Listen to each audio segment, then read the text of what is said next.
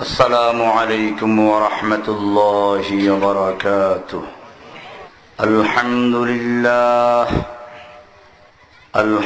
لله نحمده ونستعينه ونستغفره ونؤمن به ونتوكل عليه ونعوذ بالله من شرور أنفسنا ومن سيئات أعمالنا. من يهده الله فلا مضل له ومن يضلله فلا هادي له وأشهد أن لا إله إلا الله وحده لا شريك له لا ند له ولا ضد له ولا مثل له ولا مثيل له ولا شبه له ولا شبيه له وأشهد أن سيدنا وسندنا محمدا عبده ورسوله المبعوث إلى الأسود والأحمر لتتميم مكارم الأخلاق. لا يخلق نبي بعده ولا رسول بعد رسالته ولا شريعة بعد شريعته ولا دين بعد دينه. صلى الله تعالى عليه وعلى آله وأصحابه. أما بعد فأعوذ بالله من الشيطان الرجيم. بسم الله الرحمن الرحيم. وإذ أخذ الله ميثاق النبيين لما آتيتكم من كتاب وحكمة ثم جاءكم رسول مصدق لما معكم لتؤمنن به ولتنصرنه. قال أأقررتم وأخذتم على ذلكم إصري قالوا أقررنا قال فاشهدوا وأنا معكم من الشاهدين. وقال رسول الله صلى الله عليه وسلم يكون في آخر الزمان دجالون كذابون يأتونكم من الأحاديث بما لم تسمعوا أنتم ولا آباؤكم فإياكم وإياهم لا يضلونكم ولا يفتنونكم. صدق الله تعالى وصدق رسوله النبي الأمي الكريم. ونحن على ذلك لمن الشاهدين والشاكرين والحمد لله رب العالمين. মুক্তাগাছা মোমেনশাহির মালতীপুর পাথালিয়া বাগান খাতুনে জান্নাত দাওরা হাদিস মাদ্রাসার উদ্যোগে অধ্যকার ৩রা ফেব্রুয়ারি ২০১১ ইংরেজি রোজ বৃহস্পতিবার এই মাহফিলের সম্মানিত সভাপতি হযরত উলামায়ে কিরাম, অত্র এলাকার সর্বস্তরের সাথী ভাইয়েরা, পর্দার আড়ালে অবস্থানরত আমার মা ও বোনেরা, আল্লাহ সুবহানাহু ওয়া তাআলার মহান দরবারে লাখ শুকরিয়া জ্ঞাপন করছি, যিনি আমাদেরকে অত্যন্ত মেহেরবানি করে এই মাদ্রাসার মাহফিলে বসার তৌফিক এনায়েত করেছেন, এজন্য জোরে সরে বলি আলহামদুলিল্লাহ। এই মাহফিল খাতুনে জান্নাত মহিলা মাদ্রাসার উদ্যোগে আয়োজিত। এটা অত্যন্ত সুখের বিষয়, যখন সারা বিশ্বের ইহুদি খ্রিস্টানগুলো ওদের দেশে যেরকম স্বামী থাকে এক ক্লাবে, একজন পুরুষকে নিয়ে, মহিলাকে নিয়ে, স্ত্রী থাকে আর এক ক্লাবে আর একজন পুরুষকে নিয়ে। এমনকি স্ত্রীর যখন পুরুষ বন্ধু তার বাড়িতে বেড়াতে আসে, তখন স্বামীকে বলে তুমি আর এক ঘরে গিয়ে থাকো। স্বামী যদি বাধা দেয় তাহলে সে পুলিশ ডেকে স্বামীকে পুলিশের কাছে সুপর্দ করে দেয়। ওদের দেশে কোনো সন্তানের বাপের পরিচয় খুঁজে পাওয়া যায় না। বাংলাদেশের প্রতি এদের দৃষ্টি পড়েছে। এখানে মেয়ে লোকেরা স্বামীর খেদমত করে, মেয়ে লোকেরা পর্দা করে চলে,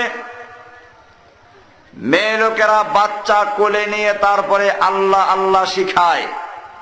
মুসলিম জাতিকে ধ্বংস করার জন্য মানুষেরা যেরকম ভাবে মুরগির ফার্ম করে, মানুষেরা যেরকম গাভীর ফার্ম করে, ঠিক বর্তমান যুগের ইহুদি খ্রিস্টানেরা এই বাংলাদেশে নারীদের ফার্ম করা শুরু করেছে। কারণ ওরা জানে মানুষ মুরগির ফার্ম করে, মুরগার ফার্ম পাগলও করে না, কারণ মুরগি ডিম দেয়, বাচ্চা হয়। মানুষ গাভীর ফার্ম করে, কারণ গাভীতে বাচ্চা দেয়, গাভী দুধ দেয়। ঠিক মেয়ে লোকদেরকে যদি ধ্বংস করা যায়, মেয়ে লোকদের মধ্যে যদি ইসলাম বিদ্বেষী লোক তৈরি করা যায়, তাহলে এই দেশ থেকে ইসলামকে বিদায় করা খুব সহজ হবে। মেয়ে লোকেরা বাচ্চাকে কোলে নিয়ে আর কালেমাতুশ শাহাদা লা ইলাহা ইল্লাল্লাহ শিখাবে না, তারা আল্লাহ আল্লাহ শিখাবে না। সেজন্য হাজার হাজার এনজিওদেরকে লেলিয়ে দেওয়া হলো বাংলাদেশের বুকে। তোমরা বাংলাদেশের নারীদের সমিতি করে তাদেরকে সুদে টাকা দাও, এক গুলিতে দুই শিকার করো।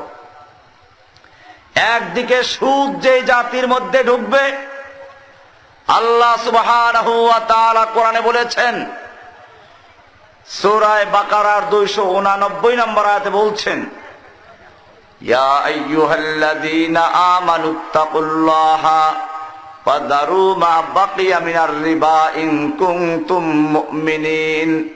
হে ঈমানদারগণ, তোমরা যদি মুমিন হয়ে থাকো, যদি সত্যিকার অর্থে আল্লাহকে বিশ্বাস করে থাকো, তাহলে তোমরা আল্লাহকে ভয় করো। ওয়া দারু মা বাকিয়া মিনার রিবা ইন কুনতুম মুমিনিন।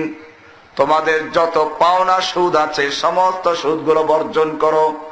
ফাইন লাম তাফআলু, যদি সুদ বর্জন করতে না পারো, আল্লাহর হুকুম জানার পরেও যদি সুদ বর্জন না করো, ফাআযানু বিহারবিম মিনাল্লাহি ওয়া রাসূলিহি, তাহলে তোমরা আল্লাহ এবং তার রাসূলের সঙ্গে যুদ্ধের এলান করে দাও। কার সঙ্গে যুদ্ধ? ইহুদি খ্রিস্টান জগৎ কোরআনুল কারীমের আয়াত পড়ে দেখলো, যদি মুসলমানদেরকে সুদের মধ্যে জড়িয়ে দেওয়া যায়, ওদের ঘরে ঘরে সুদ ঢুকিয়ে দেওয়া যায়, ওরা তাহলে আল্লাহ এবং তার নবীর সঙ্গে যুদ্ধে জড়িয়ে পড়বে। ওদেরকে আমাদের আর কোনো অস্ত্র ব্যবহার করার দরকার হবে না। এজন্য নারীদের মাধ্যমে ঘরে ঘরে সুদ ঢুকিয়ে দেওয়ার পায়তারা করা হলো। এজন্য গ্রামীণ ব্যাংক, আশা, আরো কত রকমের ব্র্যাক এনজিও গুলোকে ছড়িয়ে দেওয়া হলো। ওরা যখন এদের নীল নকশা অনুযায়ী মেয়েদেরকে বেপর্দা করতে পারলো, নারীদেরকে ঘর ছাড়া করতে পারলো, স্বামী স্ত্রী গন্ডগোল লাগাতে পারলো, এরকম ভাবে ঘরে ঘরে সুদ ঢুকিয়ে দিয়ে গোটা মুসলিম উম্মাকে আল্লাহ এবং তার নবীর সঙ্গে যুদ্ধে লাগিয়ে দিল, তখন আবার তাদেরকে ডেকে একটা পুরস্কার দিল। সেই পুরস্কারের নাম কি? ডক্টর ইউনূস সাহেবকে যে পুরস্কার দিয়েছে সে পুরস্কারের নাম কি? নোবেল শান্তি পুরস্কার। এটা নোবেল শান্তি পুরস্কার নয়, বাংলাদেশের ঘরে ঘরে আল্লাহদ্রোহী বানাবার জন্য, আল্লাহ এবং আল্লাহর নবীর সঙ্গে যুদ্ধে লাগিয়ে দেওয়ার জন্য, এই জাতির ঘরে ঘরে সুদ ঢুকে দেওয়ার মতো একটা বড় শয়তানের নকশা বাস্তবায়ন করতে পেরেছে। সেজন্য শয়তান তথা তাগুতের বড় পুরস্কারের নাম হচ্ছে নোবেল পুরস্কার। আমার ভাইয়েরা, আল্লাহ সুবহানাহু ওয়া তাআলা মানব জাতিকে সৃষ্টি করেছেন ইবাদত করার জন্য, আল্লাহর গোলামি করার জন্য। কোরআনুল কারীমে ইরশাদ হচ্ছে, আমা খালাকতুল জিন্না ওয়াল ইনসা ইল্লা লিয়াবুদুন, আমি মানব জাতিকে এবং জিন জাতিকে সৃষ্টি করেছি শুধুমাত্র আমার গোলামি করার জন্য। আমার গোলামি করবে তারা। গোলামি করবে খালি মসজিদে না সব জায়গায়? আল্লাহর গোলামি করব আমরা নিজের মন গড়ার তরিকায় না আল্লাহর হুকুম মতো, রাসূলের তরিকায়? যদি কেউ মন গড়া করে তাহলে কি সেটা ইবাদত হবে না আরো দুশমনী হবে? আমরা যোহরের নামাজ ফরজ কয় রাকাত পড়ি? 4 রাকাত। আসর কয় রাকাত? এশা কয় রাকাত? যদি কোনো ব্যক্তি মাগরিবের নামাজকে চিন্তা করে 3 রাকাত কেন পড়বে, এটাকেও 4 রাকাত পড়ে নামাজ হবে? কেন হবে না? অসুবিধা কি? আমার দেশে একটা কথা খুব বেশি বলে মানুষে, অসুবিধা কি? বেদাত যখন করে, আমরা যখন কোরআন হাদিস দিয়ে কথা বলি যে কোরআন হাদিসে নেই, তখন বলে যে অসুবিধা কি? ও আমার ভাইয়েরা, আমি জিজ্ঞেস করতে চাই, মাগরিবের নামাজ যদি 4 রাকাত পড়ে অসুবিধা কি? একটা রাকাত বাড়বে, একটা রুকু বাড়বে, 2টা সিজদা বাড়বে। রুকুতে গিয়ে আমি আমার বাপ দাদার তাসবিহ পড়ব না, আল্লাহর তাসবিহ পড়ব, সুবহান রাব্বিল আযীম। সিজদায় গিয়ে সুবহান রাব্বিয়াল আলা পড়ব। তারপরেও যদি মুফতি সাহেবের কাছে যাওয়া হয়, নামাজ হয়েছে না বাতিল? কেন বাতিল হবে? অসুবিধা কি? মুসলমান বুঝতে হবে।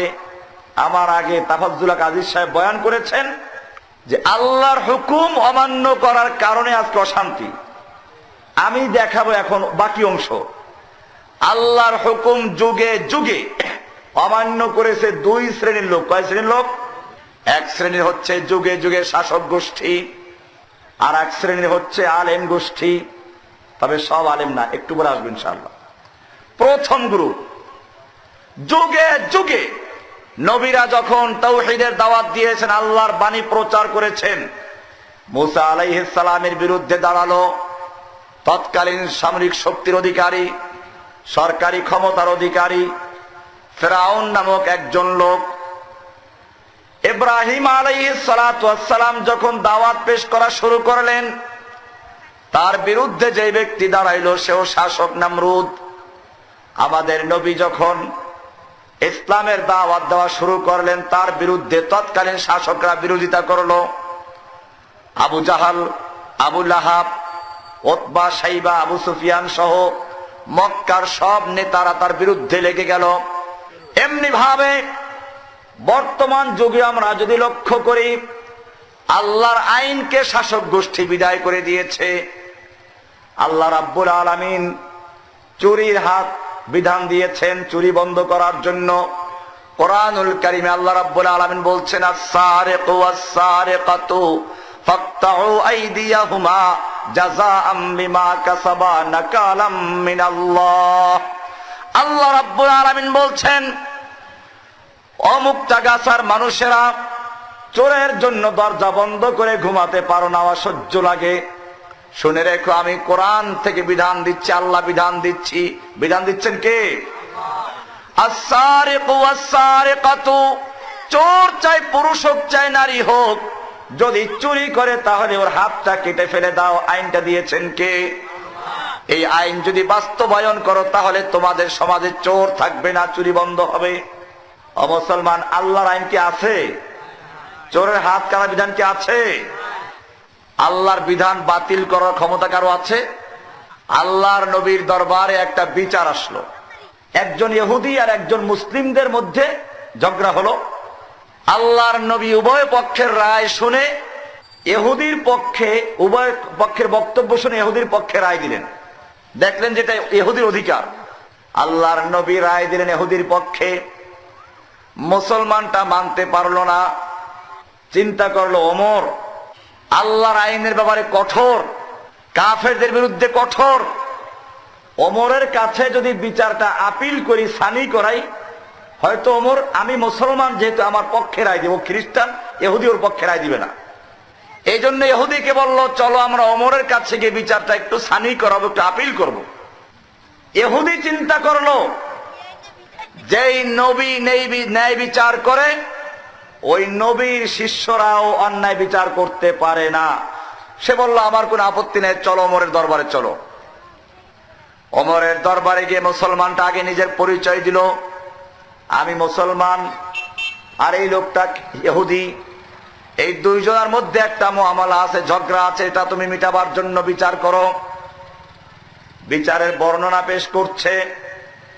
এমনি ফাঁকে ইহুদি বলল যে ওমর, এই বিচারটা তোমার নবীর কাছে গিয়েছিল, তোমার নবী উভয় পক্ষের কথা শুনে আমার পক্ষে রায় দিয়েছিলেন, কিন্তু তোমার এই মুসলমান ভাই সেই রায় মানতে পারে নাই, তোমার কাছে এসেছে আপিল করার জন্য, সানি করাবার জন্য। ওমর বিন খাত্তাব বলেন তাই, আচ্ছা দাঁড়াও। ঘরের থেকে সোজা তরবারি নিয়ে আসলেন। এরপরে বললেন আল্লাহর নবীর বিচারের পরে যে ব্যক্তি আল্লাহর নবীর বিচারে সন্তুষ্ট হতে পারে নাই, ওমরের দরবারে নিয়ে এসেছে আপিল করার জন্য, সানি করাবার জন্য, তার বিচারের সানিটা এভাবেই করা হয় বলে তরবারি দিয়ে আঘাত করলেন, দ্বিখণ্ডিত করে ফেললেন। মুআমালা এ পর্যন্তই শেষ না। এই মুসলমান যাকে হত্যা করা হলো তার আত্মীয় স্বজনরা চলে গেল আল্লাহর নবীর দরবারে, গিয়ে বলল ইয়া রাসূলুল্লাহি, যদি কোনো বিচারের ব্যাপারে আপিল করা হয়, সানি করার জন্য আবেদন করা হয়, তাহলে কি তাকে হত্যা করা যায় কিনা? আল্লাহর নবী বললেন না, তা তো করা যায় না। আপিল করলে কি হত্যা করা যায় নাকি? এবারে লোকটা বলল তাহলে শুনুন, ওমর ইবনুল খাত্তাব আমাদের একজন লোককে হত্যা করেছে, তার কাছে আপিল নিয়ে যাওয়ার কারণে, বিচারের আপিল করার কারণে তাকে হত্যা করেছে, আপনি তার বিচার করুন, হত্যার বিনিময়ে তাকে হত্যা করুন। আল্লাহর নবী শুনে বারবার বললেন ওমর কি কাজটা করতে পারলো? চিন্তায় পড়ে গেলেন। আল্লাহর পক্ষ থেকে ওহী নাযিল হয়ে গেল, ফালা ওয়া রাব্বিকা লা ইউমিনুনা হাত্তা ইউহাক্কিমুকা ফীমা শাজারা বাইনাহুম সুম্মা লা ইয়াজিদু ফি আনফুসিহিম হারাজাম মিম্মা কাদাইতা ওয়া ইউসাল্লিমু তাসলিমা। হে নবী, আপনি কোনো চিন্তা করবেন না, ওমর কোনো অন্যায় কাজ করে নাই, এটা সাধারণ কোনো আপিল বিষয় না। ওমর ইবনুল খাত্তাব রাদিয়াল্লাহু তাআলা আনহু যেই লোকটাকে হত্যা করেছে, সেই লোকটা মূলত আপনার বিচারকে উপেক্ষা করেছে, আপনার রায়ে সন্তুষ্ট হতে পারে নাই। আর শুনে রাখুন, ফালা ওয়া রাব্বিকা লা ইউমিনুন, কখনো নয়, খবরদার হতেই পারে না, ওই ব্যক্তি মুমিন হতে পারে না যেই ব্যক্তি আপনাকে বিচারক বানাবে, আপনাকে বিচারক বানাবার পরে আপনার বিচারকে মেনে নিবে, সম্পূর্ণরূপে মেনে নিবে, তার মধ্যে কোনো সংশয় থাকবে না, দ্বিধাদ্বন্দ্ব থাকবে না, সম্পূর্ণরূপে মেনে না নেওয়া পর্যন্ত সে কোনো মুমিন হতে পারে না। কাজী ওমর যাকে হত্যা করেছে সে একটা মুরতাদ, আর মুরতাদের শাস্তি হলো তাকে কতল করে দেওয়া। মান বাদ্দালা দীনাহু ফাকতুলুহু, যে তার দ্বীনকে পরিবর্তন করে তাকে কতল করে ফেলো।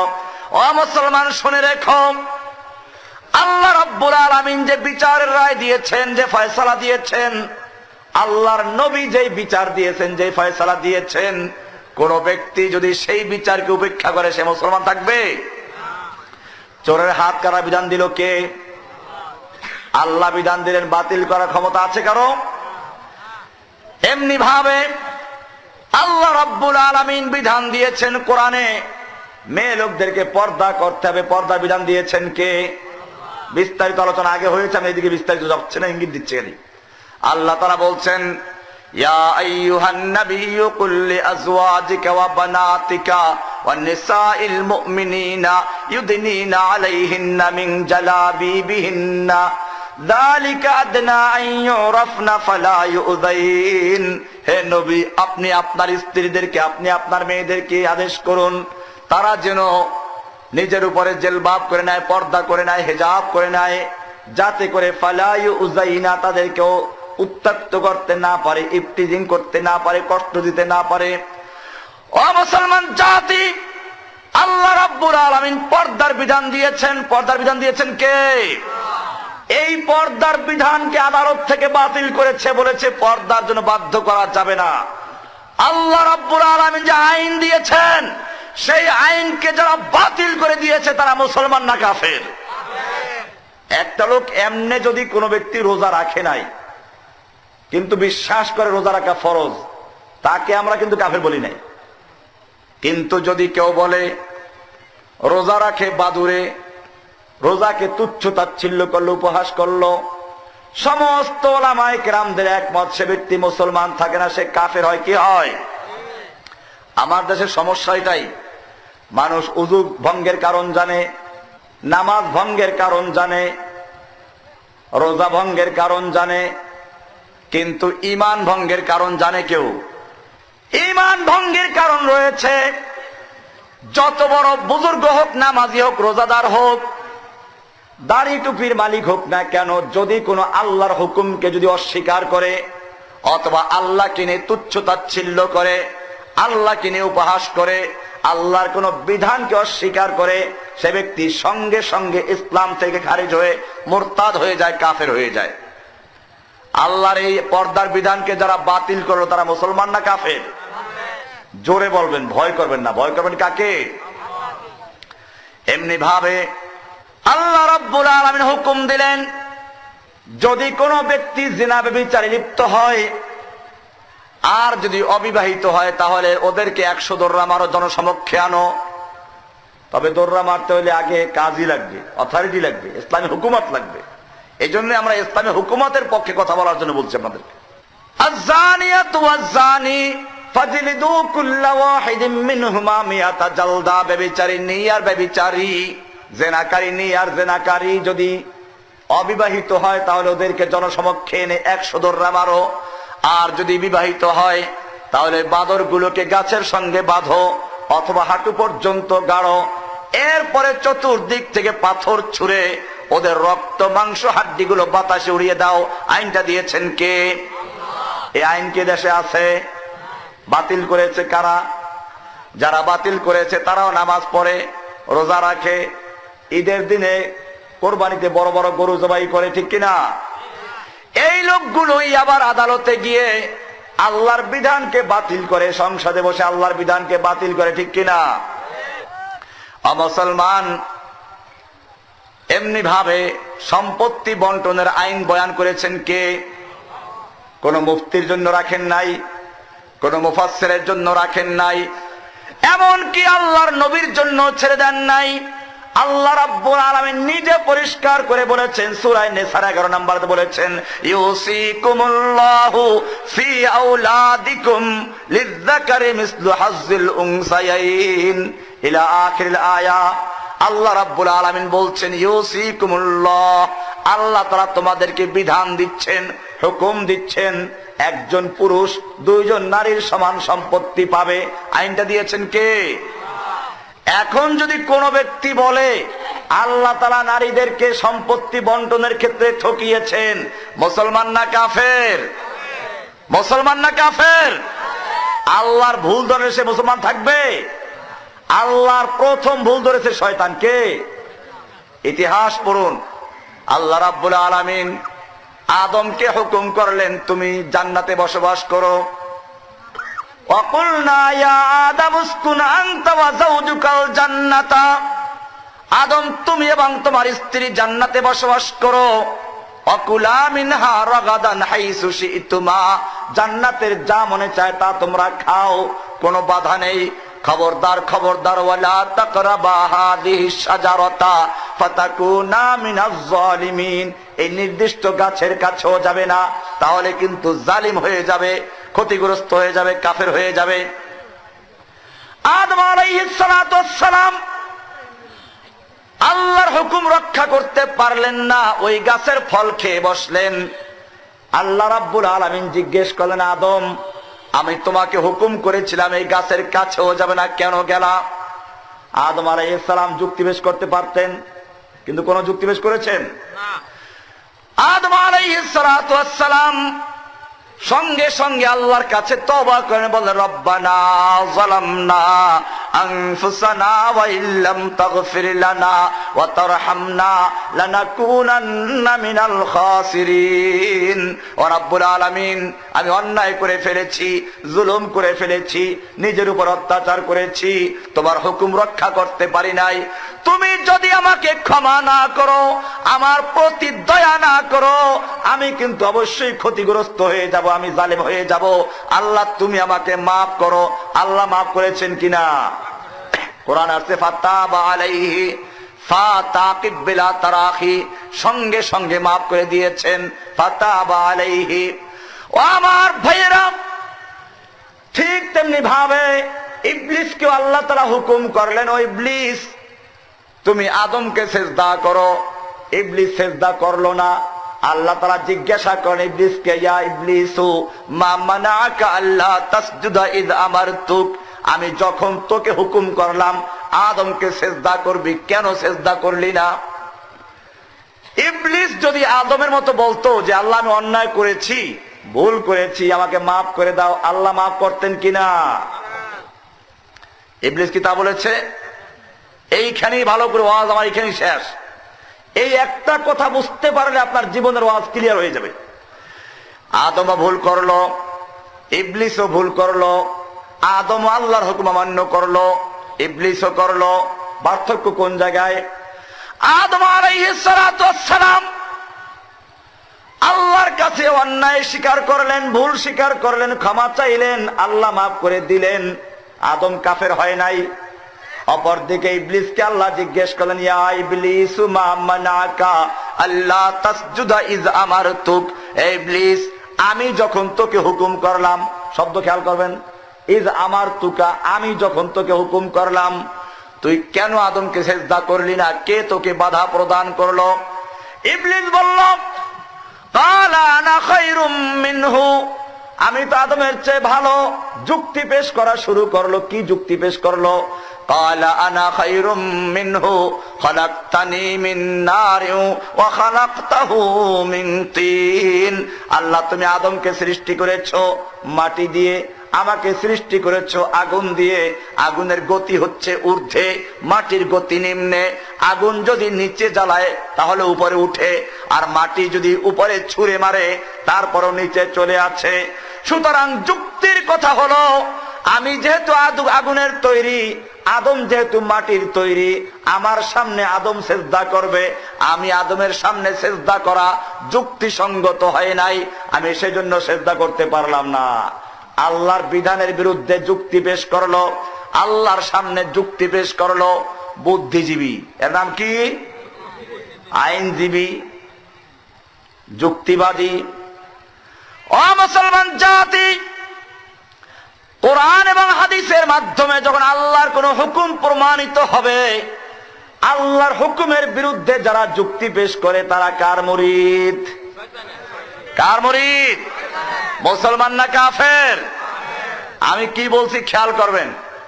আল্লাহর হুকুম পালন করতে পারেন নাই, যেমন আপনারা মাঝে মধ্যে পালন করতে পারেন না, এই জন্য কাফের বলছি নাকি? কাফের বলছি কাকে? যে আল্লাহর হুকুমের বিরুদ্ধে যুক্তি পেশ করে।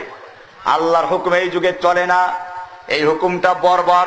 পর্দার বিধান এই যুগে চলে না, চোরের হাত কাটার বিধান এই যুগে চলে না, জেনা ব্যভিচারীকে পাথর ছুঁড়ে হত্যা করার বিধান এই যুগে চলে না। এইরকম ভাবে সম্পত্তি বন্টনের আইন আল্লাহ তাআলা ঠিক করেন নাই, ভুল করেছেন, নারীদেরকে ঠকিয়েছেন।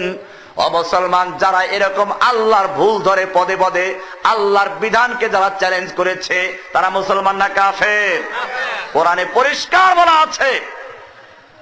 সাহাবায়ে কেরাম জিজ্ঞেস করলেন, ইয়া রাসূলুল্লাহ, আইন তৈরি করার ব্যাপারে আমাদের কোনো পরামর্শ দেওয়ার সুযোগ আছে কিনা? আল্লাহ রাব্বুল আলামিন জানিয়ে দিলেন আলা লাহুল খালকু ওয়াল আমরু, না, সৃষ্টি যার, আইন চলবে কেবল তার। আইন চলবে কার? সৃষ্টি করেছেন যিনি, তিনি জানেন কিভাবে পৃথিবীতে শান্তি আসবে। এই দুইটা তার, এই দুইটা তার ছাড়া বাতি জ্বলবে না। কিন্তু তার দুইটা যে কোনো জায়গায় মিললে না, মিললে কি বাতি জ্বলবে? এই দুইটা তারকে আগে রাবার দিয়ে পেঁচানো হয়েছে, আলাদা করা হয়েছে, এরপরে নির্দিষ্ট জায়গায় নির্দিষ্ট নিয়মে একাত্র করে দেওয়া হয়েছে, তারপরে বাল্ব লাগিয়ে দেওয়া হয়েছে, এবারে বাতি জ্বলে, ঠিক কিনা? আলো জ্বলে। কিন্তু যদি এই তারগুলোকে এই নির্দিষ্ট সিস্টেমে না আনা হতো, বরং তার দুটো রাবার খুলে একসাথে পেঁচিয়ে দেওয়া হয়, তাহলে কি বাতি জ্বলবে না পুরো প্যান্ডেল আগুন লেগে যাবে? ঠিক তেমনি ভাবে আল্লাহ রাব্বুল আলামিন নারী পুরুষকে সৃষ্টি করেছেন, উভয়কে পর্দা করতে বলেছেন। আমরা তো কেবল মেয়ে লোকের পর্দার ওয়াজ করি, অথচ আল্লাহ তাআলা পর্দার ওয়াজ করতেন পুরুষকে আগে। কোরআনে আগে বলেছে কুল্লিল মুমিনিনা ইয়াগুদ্দুনা মিন আবসারিহিম, মুমিনদেরকে বলুন তারা যেন তাদের চক্ষুকে নিচু করে পর্দা করে।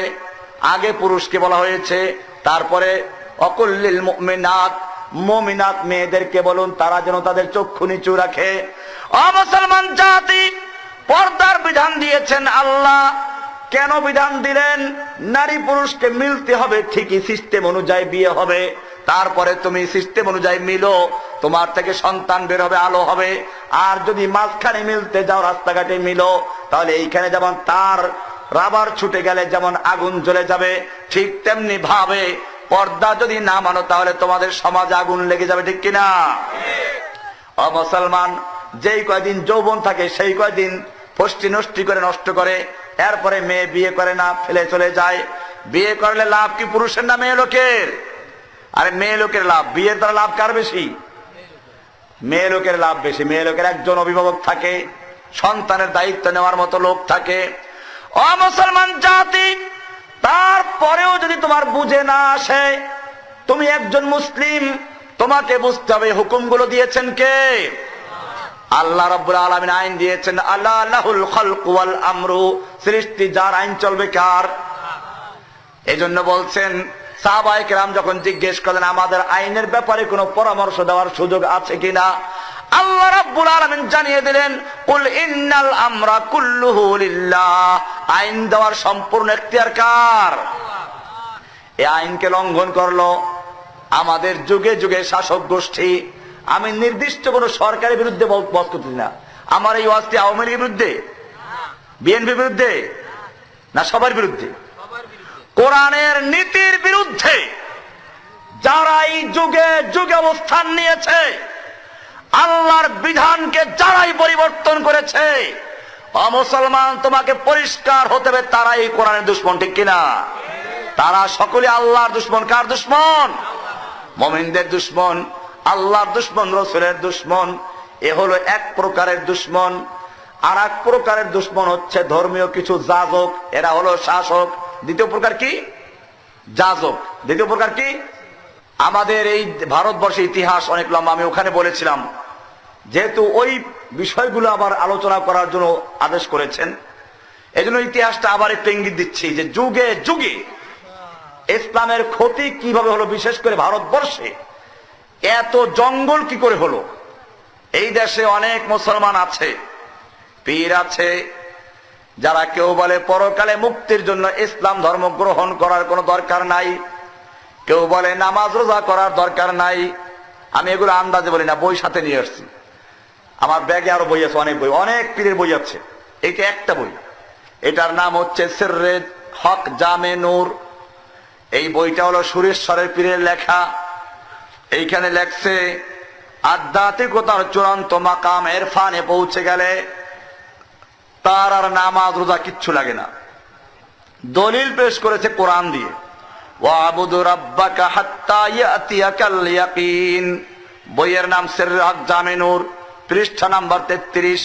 এইখানে লিখেছে আল্লাহর বন্দেগী করো যতক্ষণ না তোমার ইয়াকিন পূর্ণতা পায়।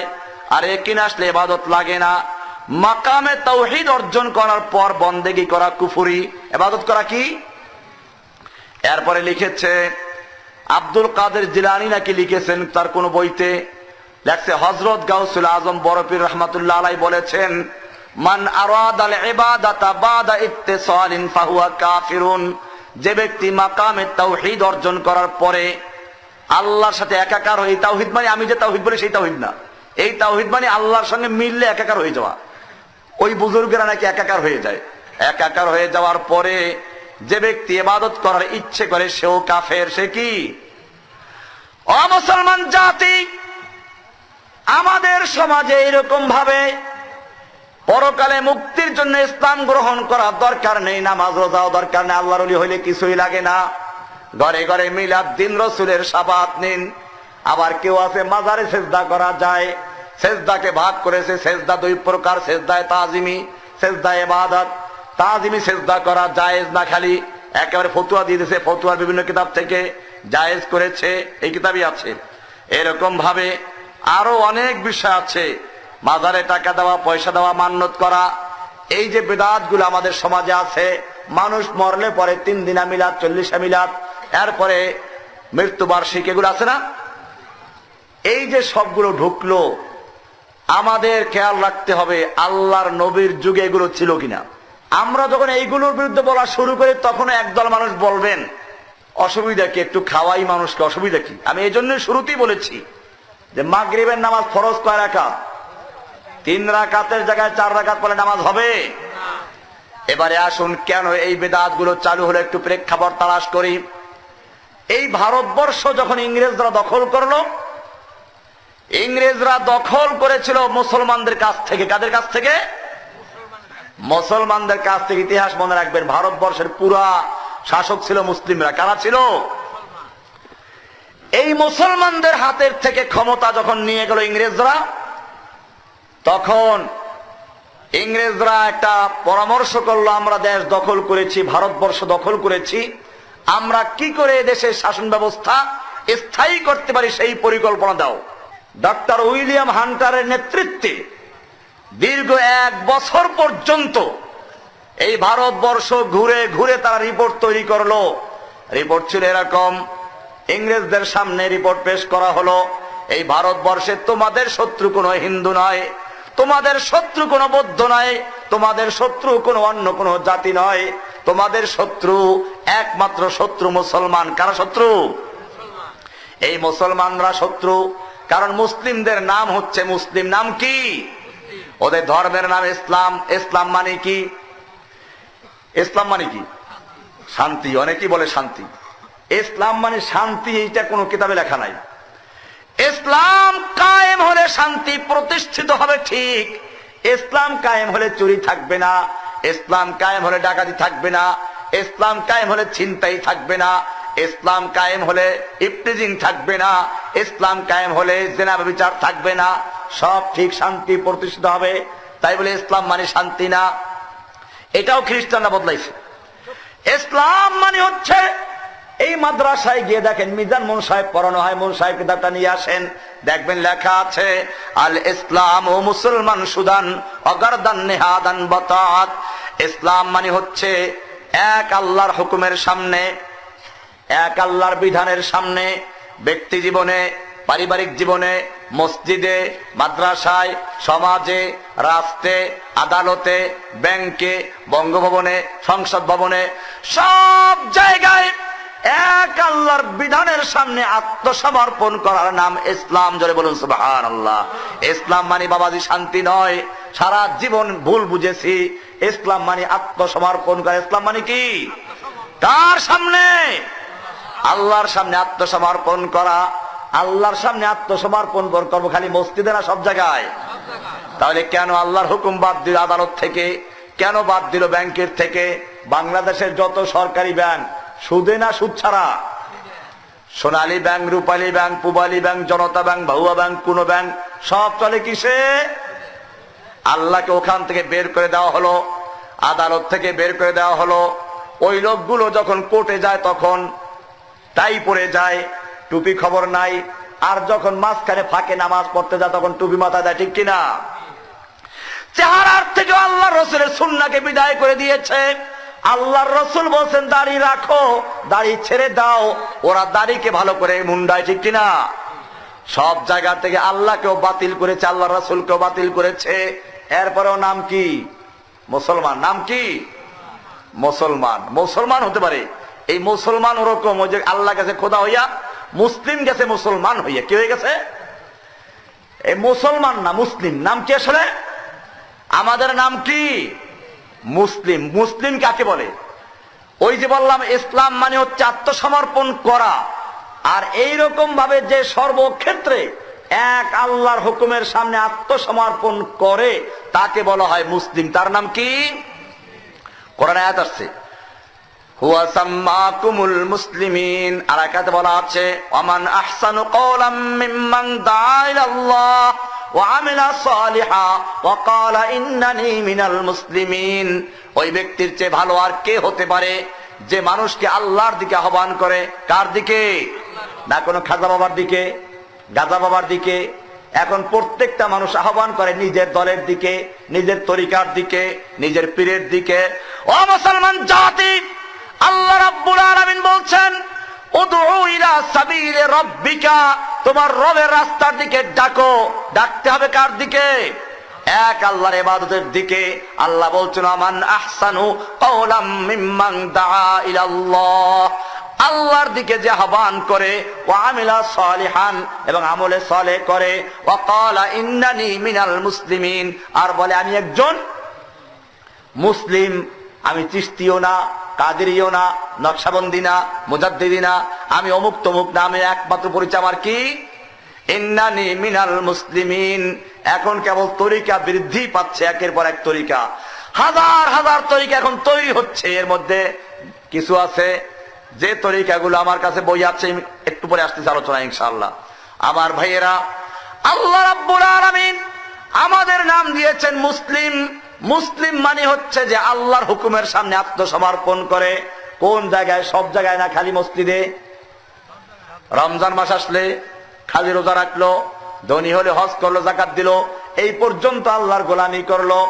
আর বাকি সব জায়গায় কার গোলাম?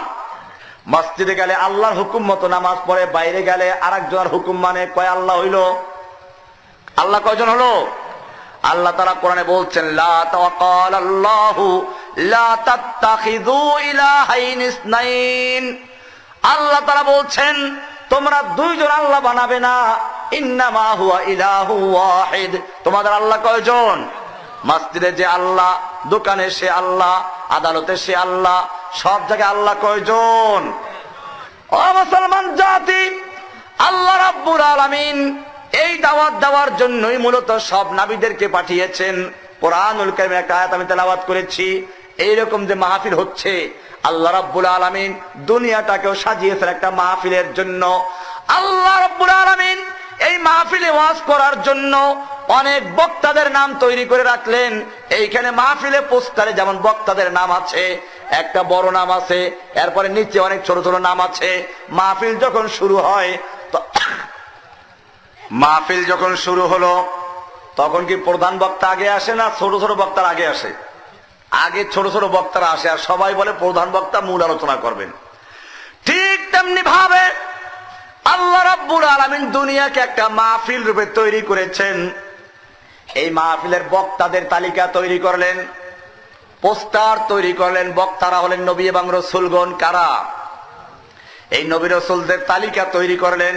সেই তালিকার নাম ছিল আদম সফিউল্লাহ, মুসা কালিমুল্লাহ, ইব্রাহিম খলিলুল্লাহ, ইসমাইল জবিহুল্লাহ, ইব্রাহিম ঈসা রূহুল্লাহ। আর ওই নবুয়তের পোস্টারে হেডলাইনে বড় অক্ষরে নাম ছিল কার? মুহাম্মাদুর রাসূলুল্লাহ। দুনিয়ার মাহফিল শুরু হয়ে গেল, বক্তারা এক এক করে আসতে লাগলো। সর্বশেষ বক্তা আসলো, মুহাম্মাদুর রাসূলুল্লাহ আসলো। সব বক্তার ওয়াজ ছিল একটা। কয়টা? সব বক্তার ধর্ম ছিল ইসলাম। ধর্ম ছিল কি? হ্যাঁ, শরীয়তের পরিবর্তন হয়েছে, শরীয়তের পরিবর্তন হয়েছে, কিন্তু ধর্মের কোনো কি হয় নাই। কোন নবী কি ইহুদি ছিলেন? কোন নবী খ্রিস্টান ছিলেন? সব নবীর ধর্ম ছিল ইসলাম। সব নবীর ধর্ম ছিল কি? এবং সব নবীর দাওয়াত ছিল একটা। কোরআনে আসছে, ওয়ামা আরসালনা মিন ক্বাবলিকা মির রাসূলিন ইল্লা নূহি ইলাইহি আন্নাহু লা ইলাহা ইল্লা আনা ফাবুদুন। আল্লাহ রাব্বুল আলামিন বলছেন, আপনার আগে আমি যত নবী রাসূল পাঠিয়েছি, আপনি সহ আপনার আগে যত নবী রাসূল পাঠিয়েছি, সব নবীদের প্রতি আদেশ ছিল, তারা এই মর্মে দাওয়াত দিত, লা ইলাহা ইল্লা আনা, আমি এক আল্লাহ ছাড়া আর কোন ইলাহ নাই, আর কোন মাবুদ নাই। লা ইলাহা, লা ইলাহা মানে বর্জন, লা ইলাহা কোন ইলাহ নাই, কোন হুকুম কারো চলবে না, কারো আনুগত্য চলবে না, কোন মাবুদ নাই, কোন শাসক নাই, আইন দেওয়ার মালিক নাই, বিধান দেওয়ার মালিক নাই, খাজা বাবা নাই, গাজা বাবা নাই, ল্যাংটা বাবা নাই, পীর বাবা নাই, গেসু দারাজ নাই, জুলফে দারাজ নাই, আতা বক্স নাই, গঞ্জে বক্স নাই, গাউসুল আজম নাই। লা ইলাহা, সব কিছু বাতিল, কারো কোনো ক্ষমতা নাই, ইল্লাল্লাহ, সব কিছু দেওয়ার মালিক কে? ও মুসলমান, লা ইলাহা, কোনো মাবুদ নাই, কারো ইবাদত চলবে না। আমরা আল্লাহর নামে জবাই করি, কোরবানি করি, আকিকা দেই কার নামে? আল্লাহর নামে। এই কোরবানি যদি কোনো ব্যক্তি পীরের নামে করে, তাহলে কার ইবাদত হলো? ইবাদত কার হলো? পীরের ইবাদত হলো। ও মুসলমান, আল্লাহ কয়জন হবে? একজন। এখন কয়জন হলো? দোয়া করি আল্লাহর কাছে, আল্লাহর কাছে দোয়া করলে আল্লাহর ইবাদত হয়। এখন যদি কোনো ব্যক্তি মাজারওয়ালার কাছে দোয়া করে, কার দোয়া হলো? কার কাছে প্রার্থনা হলো? মাজারওয়ালার ইবাদত হলো কিনা? কয়জন মাবুদ হয়ে গেল? এরকম ভাবে আইন মানবো কার? এক আল্লাহর। এখন যদি কিছু মানে আল্লাহর, বাকি মানে অন্যটার, তাহলে আল্লাহ কয়জন হয়ে গেল? আল্লাহ বলছেন, লা তাত্তাখিযু ইলাহাইন ইসনাইন, দুইজন আল্লাহ মানলে চলবে না। ও মুসলমান জাতি, আল্লাহ রাব্বুল আলামিন হুকুম দিলেন, এই হুকুমগুলো আমি বলেছিলাম লঙ্ঘন করেছে দুই প্রকারের লোকেরা। এক প্রকারের শাসকরা আল্লাহর হুকুম বাতিল করেছে, আর দুই নম্বরে বাতিল করলো যাজকরা। ভারতবর্ষ যখন ইংরেজরা দখল করলো, বলছিলাম উইলিয়াম হান্টারকে দায়িত্ব দেওয়া হলো রিপোর্ট তৈরি করার জন্য। রিপোর্ট তৈরি করলো, এই দেশে মুসলমান একমাত্র তোমাদের শত্রু, ওদের ধর্মের নাম ইসলাম, মনে আছে না? ওদের পরিচয় মুসলিম, ওদের সংবিধান কোরআন, ওরা অন্য কারো সামনে মাথা নত করতে জানে না। সুতরাং যদি ভারতবর্ষ শাসন করতে চাও, স্থায়ী হুকুমত চালাতে চাও, তাহলে তোমাদের প্রথম কাজ হলো মুসলিম জাতিকে ধ্বংস করা। এই মুসলিম জাতিকে ধ্বংস করার জন্য ওরা তিনটা পরামর্শ দিল। কয়টা পরামর্শ? সুপারিশ করলো, তিনটা কাজ করতে হবে। এক নাম্বার কাজ হলো, এই দেশে যতগুলো কোরআন আছে সমস্ত কোরআন শরীফ গুলো পুড়িয়ে ফেলতে হবে। দুই নাম্বার কাজ হলো, এই কোরআন যারা প্রচার করে, যেখান থেকে প্রচারিত হয় মাদ্রাসা মসজিদ, ওইগুলোকে বন্ধ করতে হবে। তিন নাম্বার কাজ হলো, এই কোরআনের যারা প্রচার করে, কোরআনের দাওয়াত যারা দেয়, যারা সত্যিকার অর্থে কোরআনের কথা বলে, ওই সমস্ত আলেমদেরকে হত্যা করতে হবে। ও আমার ভাইয়েরা, 1857 সাল থেকে শুরু হলো এই তিন কাজ বাস্তবায়ন করা শুরু হলো। আপনারা ইতিহাস পড়ে দেখবেন। এরপর ইংরেজরা, ডক্টর টমসন একজন ইংরেজ খ্রিস্টান ঐতিহাসিক, তিনি লিখেছেন যে দিল্লি শাহী মসজিদের সামনে এবং লাহোর জামে মসজিদের সামনে একসঙ্গে 3 লক্ষ কোরআনুল কারীমকে আগুনে পুড়িয়ে ছাই করে দেওয়া হয়েছে। এমনি ভাবে দুই নাম্বার কাজ ছিল মসজিদ মাদ্রাসা বন্ধ করে দেওয়া। ভারতবর্ষে যত মাদ্রাসা মসজিদ ছিল সবগুলো বন্ধ করে দেওয়া হলো। এরপরে এই অক্ষ সম্পত্তিগুলো, মসজিদ মাদ্রাসার নামে অক্ষ সম্পত্তি ছিল, প্রায় ভারতবর্ষের জমি যত আছে সমস্ত জমির 1/4 জমি ছিল আপনার মসজিদ মাদ্রাসার নামে অক্ষ করা। সে অক্ষ সম্পত্তি বাতিল করা হলো, হিন্দুদেরকে জমিদারি দিয়ে দেওয়া হলো। এরপরে শুরু হলো ওলামায়ে কেরামদের হত্যা করা। ইতিহাস সাক্ষী, দিল্লি চাঁদনি চক থেকে খয়বর পর্যন্ত রাস্তার দুই পাশে এমন কোন গাছ ছিল না যে গাছের প্রত্যেকটা ডালে ডালে এক একজন আলেমকে ফাঁসিতে ঝুলানো না হয়েছিল। ওলামায়ে কেরামদেরকে জীবন্ত অবস্থায় শুকুরের চামড়ার ভিতরে ঢুকিয়ে ঘোড়ার পায়ের সঙ্গে বেঁধে দেওয়া হয়েছে। এরপরে তিনি লিখেছেন, দিল্লি শাহী মসজিদের পিছনে আমার তাবু, সেখানে গিয়ে মানুষ পোড়া গন্ধ পেলাম। পিছনে গেলাম, গিয়ে দেখি 40 জন আলেমকে জীবন্ত অবস্থায় আগুনে নিক্ষেপ করে পোড়ানো হচ্ছে। আমার সামনে আরো 40 জন আলেমকে আনা হলো, বলা হচ্ছে মৌলবীর দল, হয়তো ইংরেজদের সামনে মাথা নত করবি, নতুবত্বদেরকেও ভুনা করা হবে, পুড়িয়ে দেওয়া হবে, যেরকম এই 40 জনকে ভুনা করা হচ্ছে, পোড়ানো হচ্ছে। ডক্টর টমসন লেখেন, আমার সৃষ্টিকর্তার কসম, সমস্ত আলেমরা ইংরেজদের আগুনে পড়তে রাজি হলো, কিন্তু ইংরেজদের সামনে মাথা নত করতে রাজি হয় নাই। তাদের সকলের মুখে কবিতা ছিল, নাহনুল্লাযীনা বায়াউ মুহাম্মাদা আলাল জিহাদি মা বাকিনা আবাদা। আমরা সে জাতি যারা আল্লাহর দ্বীন কায়েমের জন্য আল্লাহর নবীর দ্বীন গ্রহণ করে সেখানে বায়াত দিয়েছি। আমাদের জীবনের সঙ্গে, আমাদের দেহের সঙ্গে যতক্ষণ পর্যন্ত রূহ থাকবে, আমরা ততক্ষণ পর্যন্ত এক আল্লাহ ছাড়া কারো সামনে মাথা নত করতে জানি না। আমরা আল্লাহর গোলাম। কার গোলাম? ইয়াকা নাবুদু ওয়া ইয়াকা নাস্তাঈন। আমরা কেবলমাত্র তোমারই গোলামি করি। আমরা 5 ওয়াক্ত নামাজে যার গোলামি করি, একমাত্র তার সামনে মাথা নত করি, এছাড়া কারো সামনে মাথা নত করতে জানি না। মাথা কাটাতে পারি, মাথা নত করতে জানি না। মর্দে मोमिन बातिल से हरगिज़ खौफ खा सकता नहीं, सर कटा सकता है लेकिन सर झुका सकता नहीं, सर कटा सकता है लेकिन सर झुका सकता नहीं। ये बात आया है दुश्मन पर, हम फूल भी है तलवार भी है, या बज़्म में जहां के महकाएंगे, इज्जत से जीना है तो जी लेंगे, या जामे शहादत पी लेंगे। ও মুসলমান, এই ছিল তোমার পূর্বপুরুষেরা, যারা কোনো বাতিলের সামনে মাথা নত করে নাই, যারা ইংরেজদের সামনে মাথা নত করে নাই, হকের পক্ষে দাঁড়িয়েছে, যারা গর্দান কাটিয়েছে, গর্দান ঝুঁকাতে শিখে নাই। ও মুসলমান জাতি, ওলামায়ে কিরামদের হত্যা করা হলো, কোরআন শরীফ পুড়িয়ে দেওয়া হলো, মাদ্রাসা মসজিদগুলো বন্ধ করে দেওয়া হলো। তারপরেও কি ইংরেজরা এই দেশে হুকুমত চালাতে পেরেছে? আল্লাহ তাআলা বলছেন, ইউরিদুনা লিইউতফিউ নূরাল্লাহি বিআফওয়াহিহিম ওয়াল্লাহু মুতিম্মু নূরিহি ওয়ালাউ কারিহাল কাফিরুন। দুনিয়ার কাফেররা চায় আল্লাহর বাতিকে ফুৎকার দিয়ে নিভিয়ে দিতে, আল্লাহ রাব্বুল আলামিন তার বাতিকে, তার আলোকে পূর্ণতা পৌঁছে ছাড়বেন। ওয়ালাউ কারিহাল কাফিরুন। ইংরেজরা দেখলো ওদের আন্দোলন বন্ধ হচ্ছে না, আরো বরং দাউ দাউ করে জ্বলে উঠছে গোটা ভারত জুড়ে, আরো ওদের বিরুদ্ধে আন্দোলন চাঙ্গা হয়ে গেছে। আবার পরামর্শে বসলো, উইলিয়াম হান্টারকে ডাকা হলো, ওদের দালালদেরকে ডাকা হলো, তোমাদের পরামর্শ অনুযায়ী মাদ্রাসা বন্ধ করেছি, তোমাদের পরামর্শ অনুযায়ী মসজিদ বন্ধ করেছি, তোমাদের পরামর্শ অনুযায়ী কোরআন পুড়িয়ে ফেলেছি, বলো এখনো কেন ইংরেজ বিরোধী আন্দোলন হচ্ছে?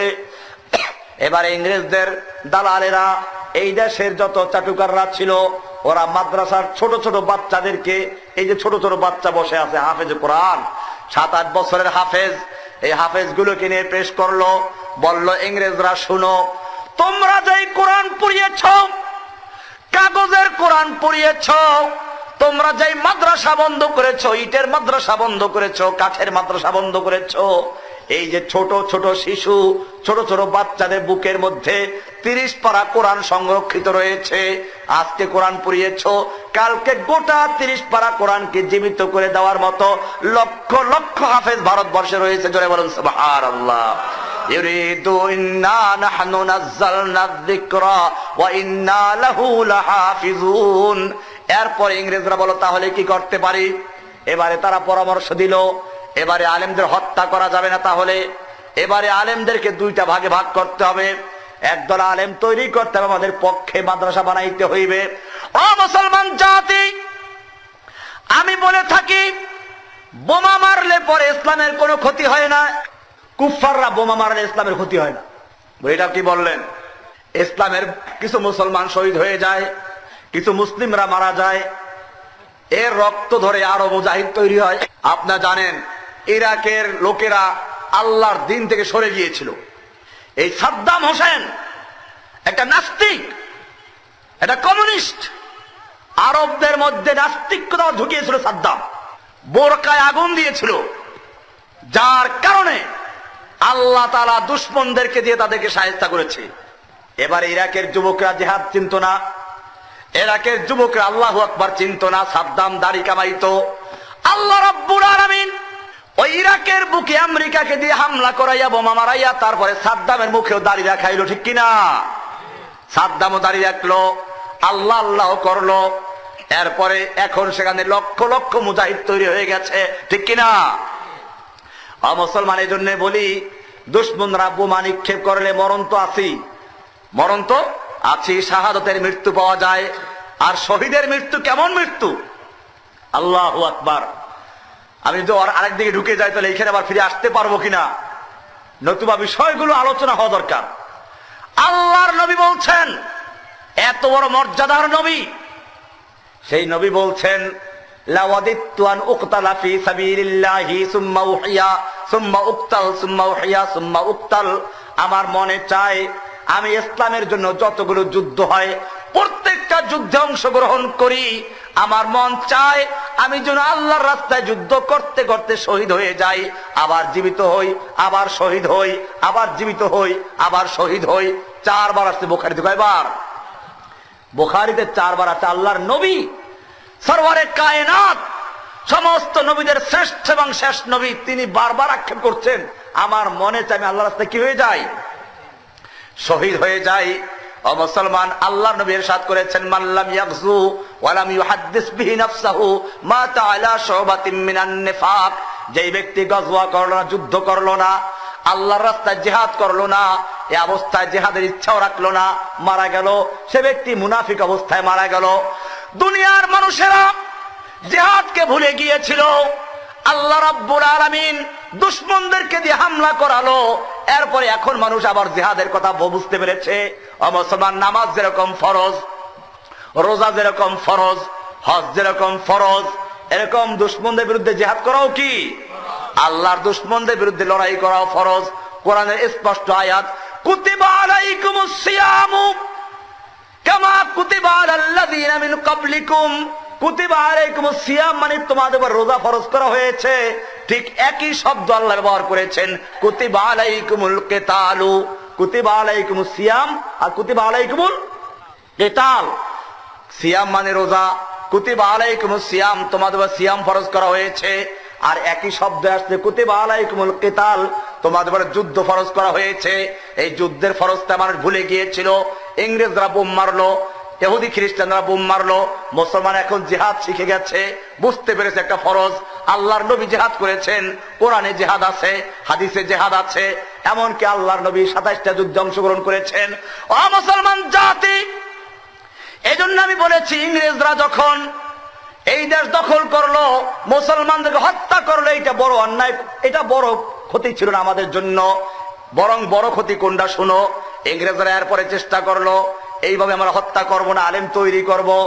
এরপরে পরিকল্পনা করলো আলেমদেরকে একটা অংশ আমাদের মতো বানাতে হবে, যারা আমাদের পক্ষে ফতোয়া দিবে, যারা মুসলমানদের মৌলিক বিষয়গুলো বাদ দিবে, বরং ঘরে ঘরে মিলাদ দিন, রাসূলের শাফাআত নিন, এই সব ধরনের একদল ফতোয়া আলেম তৈরি করতে হবে, যারা আশেকে রাসূল হবে, সুফি সম্রাট হবে, আশেকে সম্মেলন করবে। এরকম বহু আলেম তৈরি করা দরকার, খানকা দরকার। আমি দেখেছি আজকেও ওই যে ফার্ম গেটে আজকে একটা মাহফিল হচ্ছে, কুতুববাগ দরবার শরীফ, ওই ফার্ম গেটের মতো একটা জায়গায় প্রায় 200-300 গরু, প্রথমে গরু, এরপরে উট, এরপরে মহিষ, এরপরে ছাগল, হাজার হাজার গরু ছাগল মহিষ দুম্বা দিয়ে ভরে গেছে। একটা মাহফিলের মঞ্চ তৈরি করতে, প্যান্ডেল তৈরি করতে বোধহয় 1 কোটি টাকা খরচ করেছে। ও মুসলমান জাতি, কোথা থেকে এই টাকাগুলো আসে, কারা টাকাগুলো সরবরাহ করছে? ও মুসলমান, একটু চিন্তা করে ইতিহাস তালাশ করো। ইংরেজরা সিদ্ধান্ত নিল আমরা এখন আলেম মারবো না, আলেম তৈরি করব, মাদ্রাসা তৈরি করব।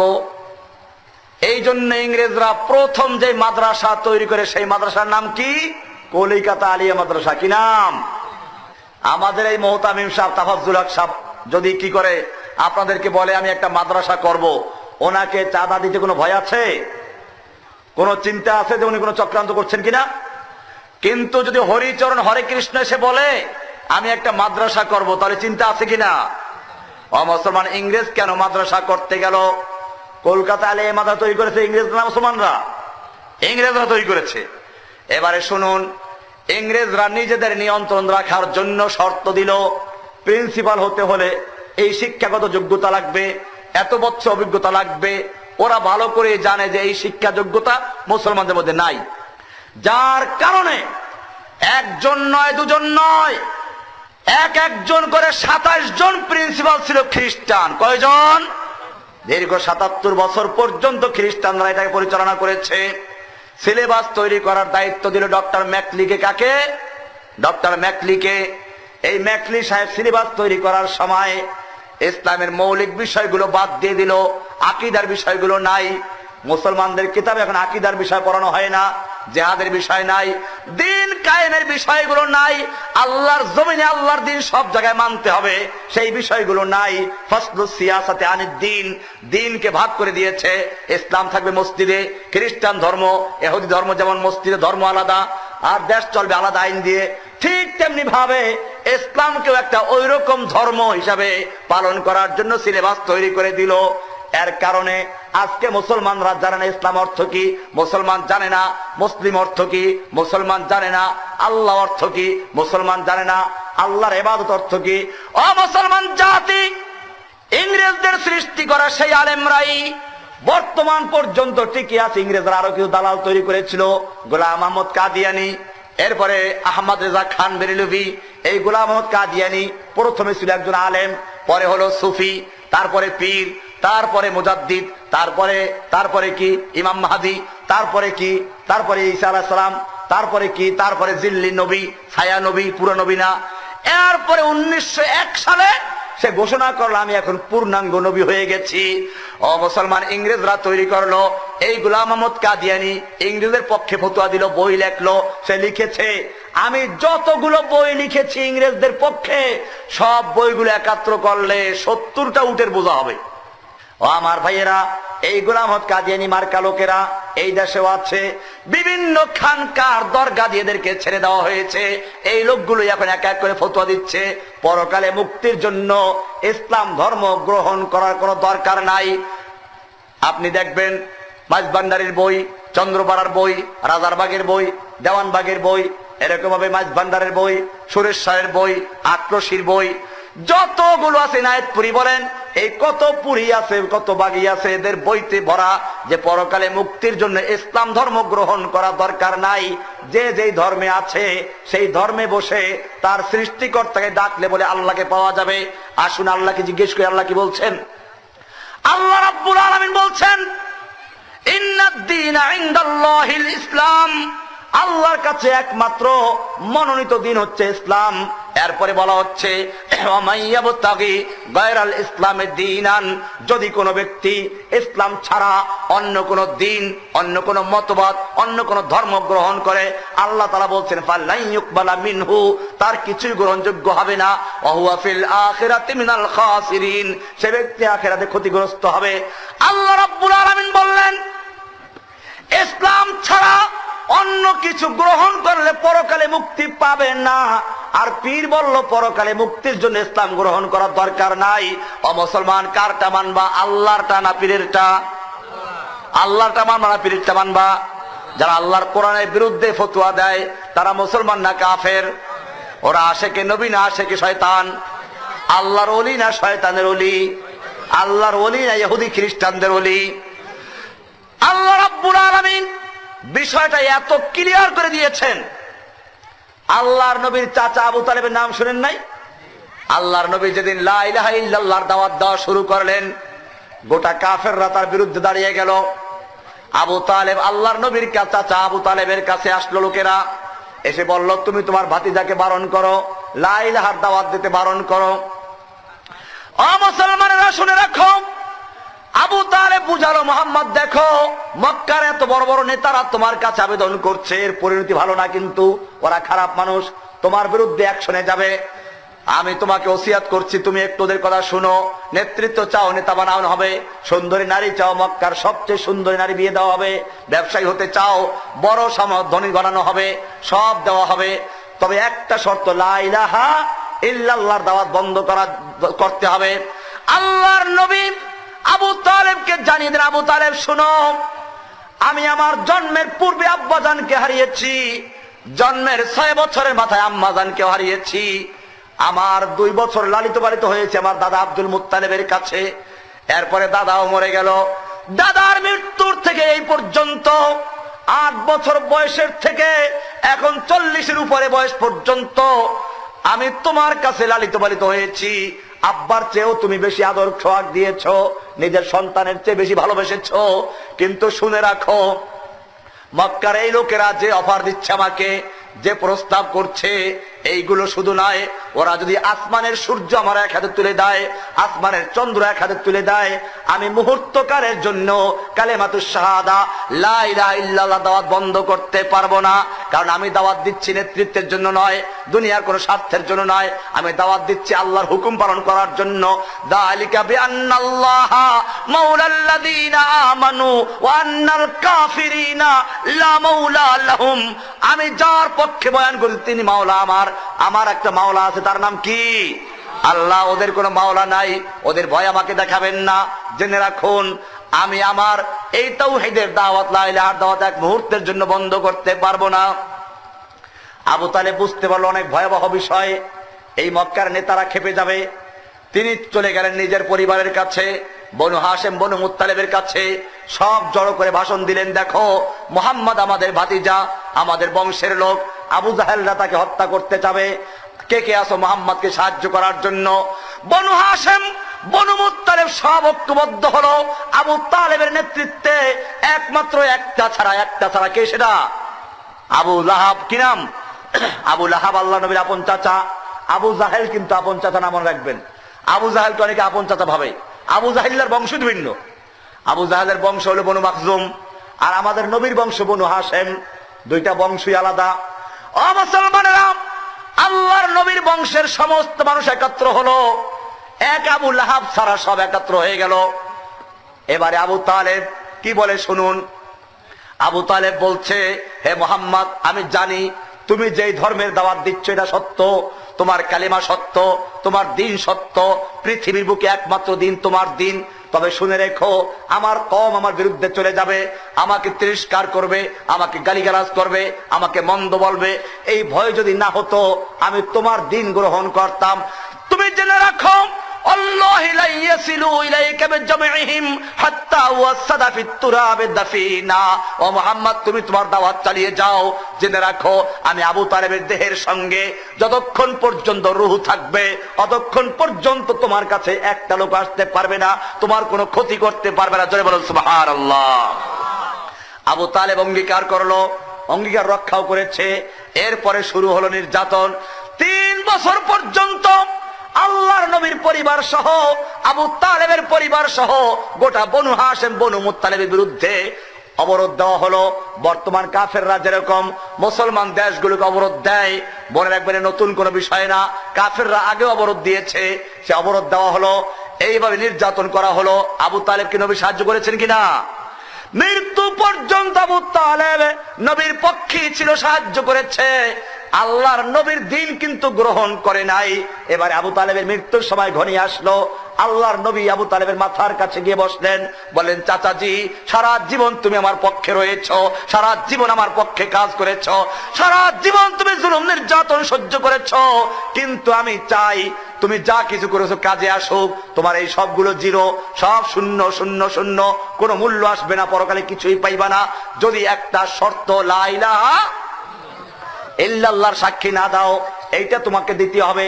মুহাম্মাদুর রাসূলুল্লাহর সাক্ষী দেওয়া দরকার নাই, আমি আল্লাহর কাছে সুপারিশ করে এটা পারবো, কিন্তু লা ইলাহার সাক্ষী না দিলে সুপারিশ করতেও পারবো না।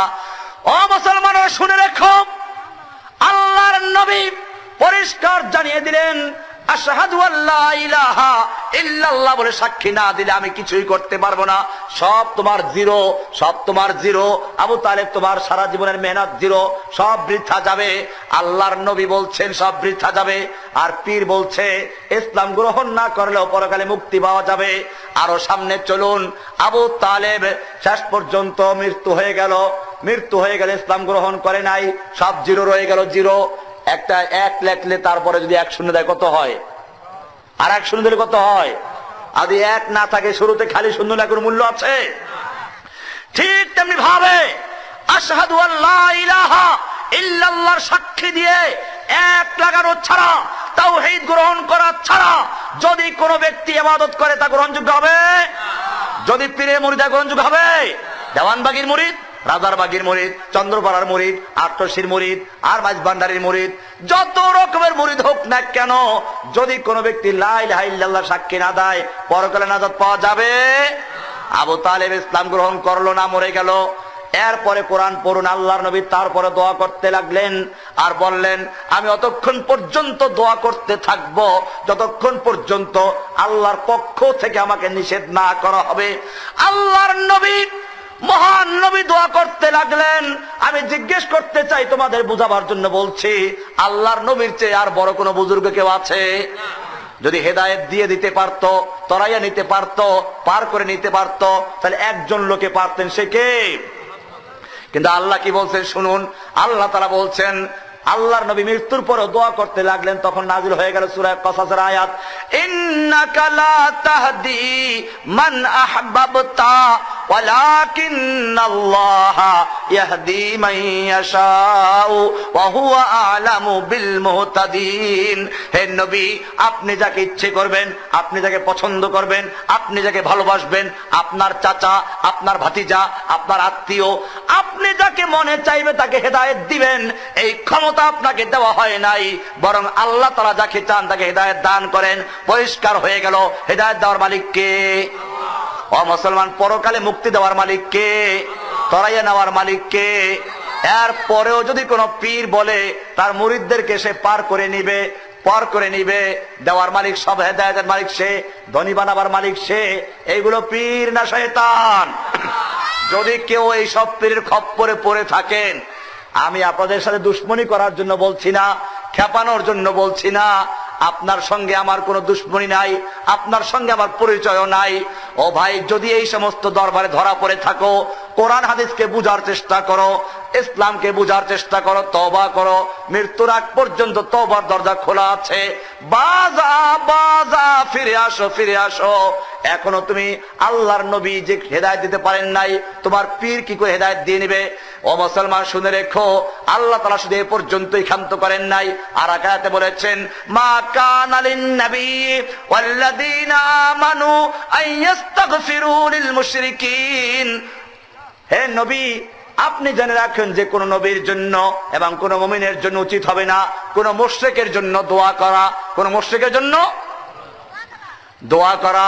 ওয়ালাউ কানু মিন উলি কুরবা, যদিও তার নিকটাত্মীয় হোক না কেন, চাচা হোক, ভাতিজা হোক। মিন বাদি মা তাবায়্যানা লাহু আন্নাহু আসহাবুল জাহিম, যখন তার সামনে পরিষ্কার হয়ে গেল সে জাহান্নামী, মুশরিক, কাফের, আর দোয়া করাও যাবে না। কি কঠোর অবস্থা! আল্লাহর নবীকে দোয়া করতে পর্যন্ত নিষেধ করে দিলেন, আল্লাহর নবী হেদায়েত দিতে পারলেন না।